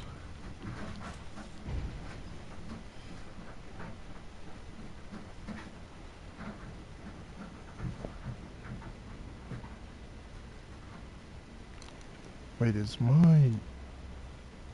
Okay, yeah. Damn it. I can't find a way out. Monsters everywhere. I need to grab my share and leave. Oh, sure, I don't know where. I'm Alidor. I'm looking for... Do you know the place? I have a lot of scissors. Okay.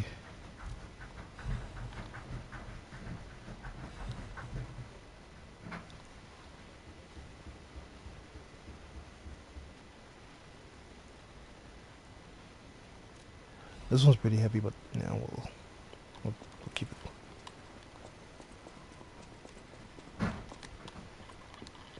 All I need to do is unlock the shortcut and not die. And then I shall be golden.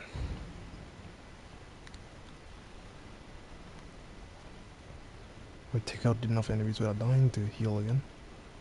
Call of Booty. She's been calling Call of Booty the entire stream. Fun fact, I was actually live but unlisted for an entire hour and a half before realizing so the stream's only been up for about 2 hours.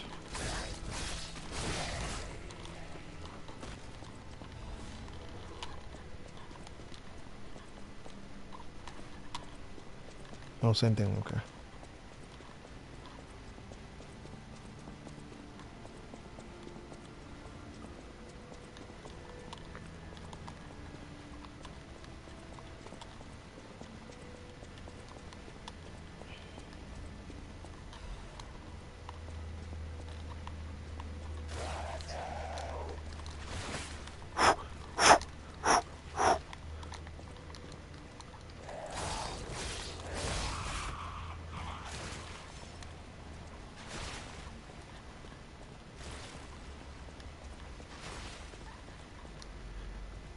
Oh right, if you don't talk to the girl, the RGB seal won't be there.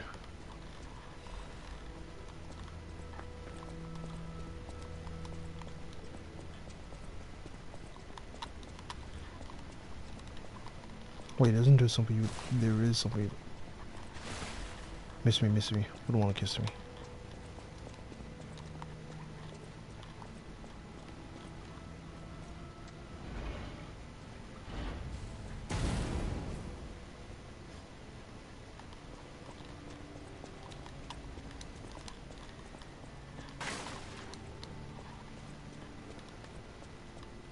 I forgot what you get for coming this way. Okay, Fable Catalyst.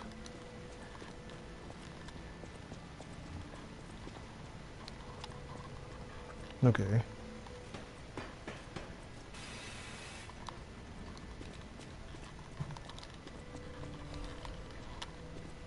Resplendent Ergo Fragments.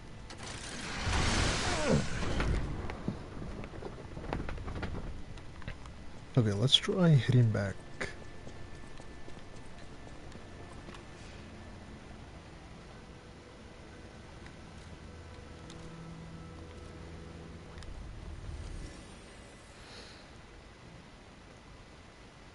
Alright.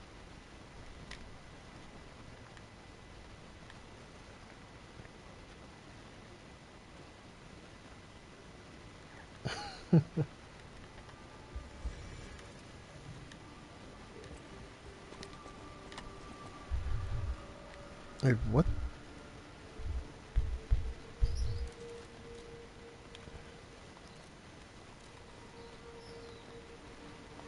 Oh right, I used them already.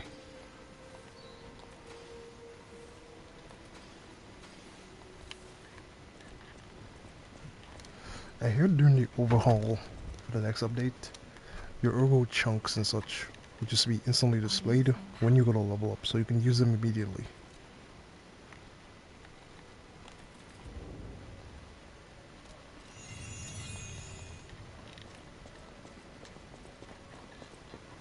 I know my.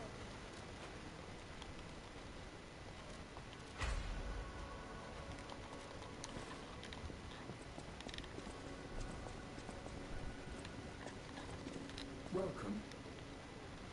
This is. I shall open it. Welcome. Wait, did I just... I did. Crap. Well... We'll have to do it after Andres.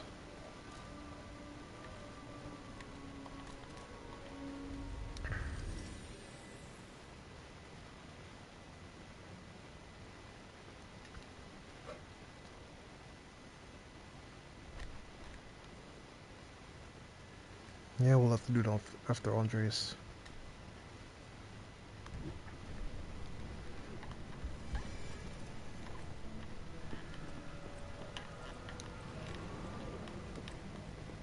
I already realized. Oh, everyone in the art. If I write, I can't die.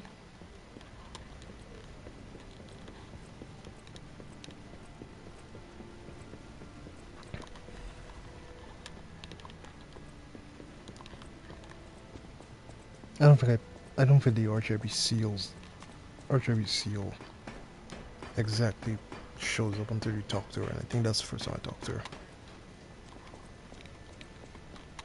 So let me go back and see if it'll show up.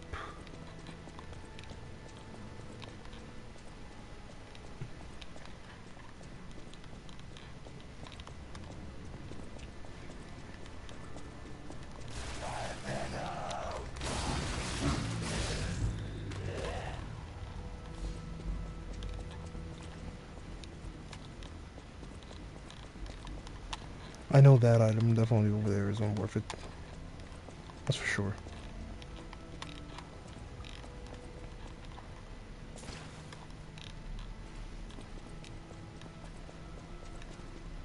I forgot to go in the training coordinator and refill my stuff. Okay. Oh, it's a reminder of. Okay, so now she's gonna leave a letter, and we'll get the prayer gesture, which we can use to get a shit ton of humanity. Later point.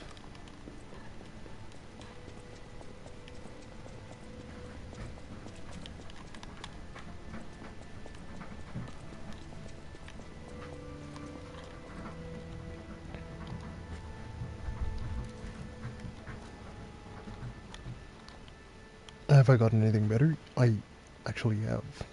Oh, this one better.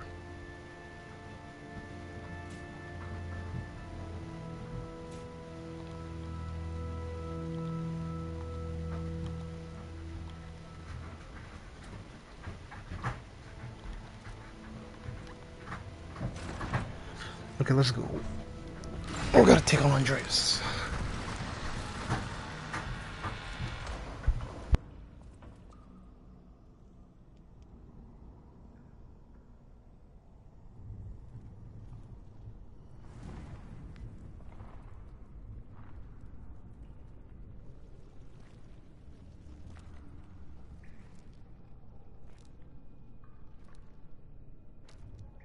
Yeah, start saving these boss fights and then uploading them.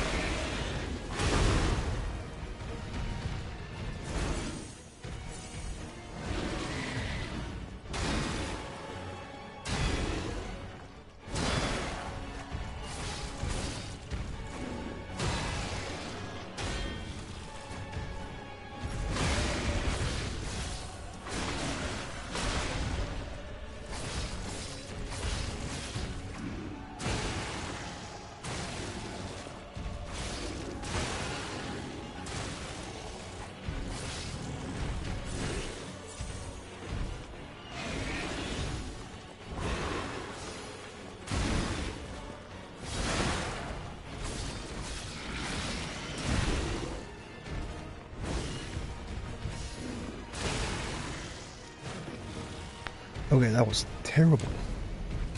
I can do better than that. I can do way better than that. Let's run it back.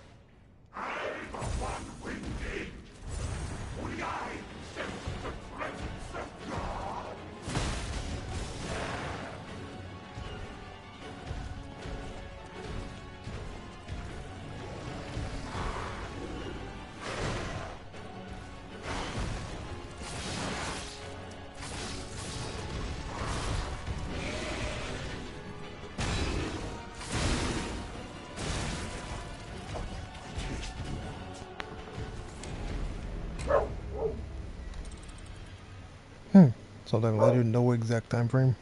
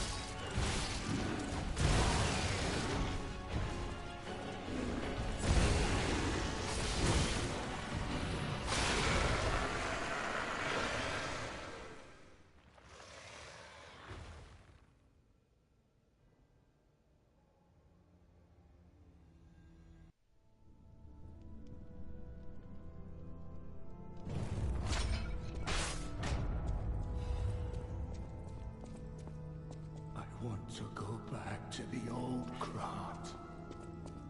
The old me. Before the great overtook me. Yeah, that was pretty good.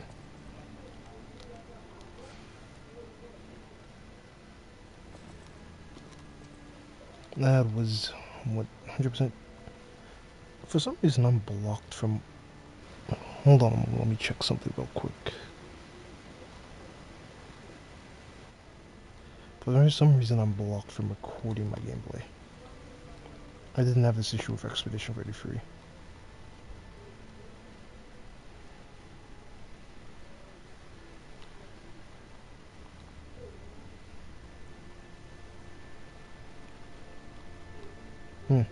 I guess I'd have to do it off stream. Well, oh well.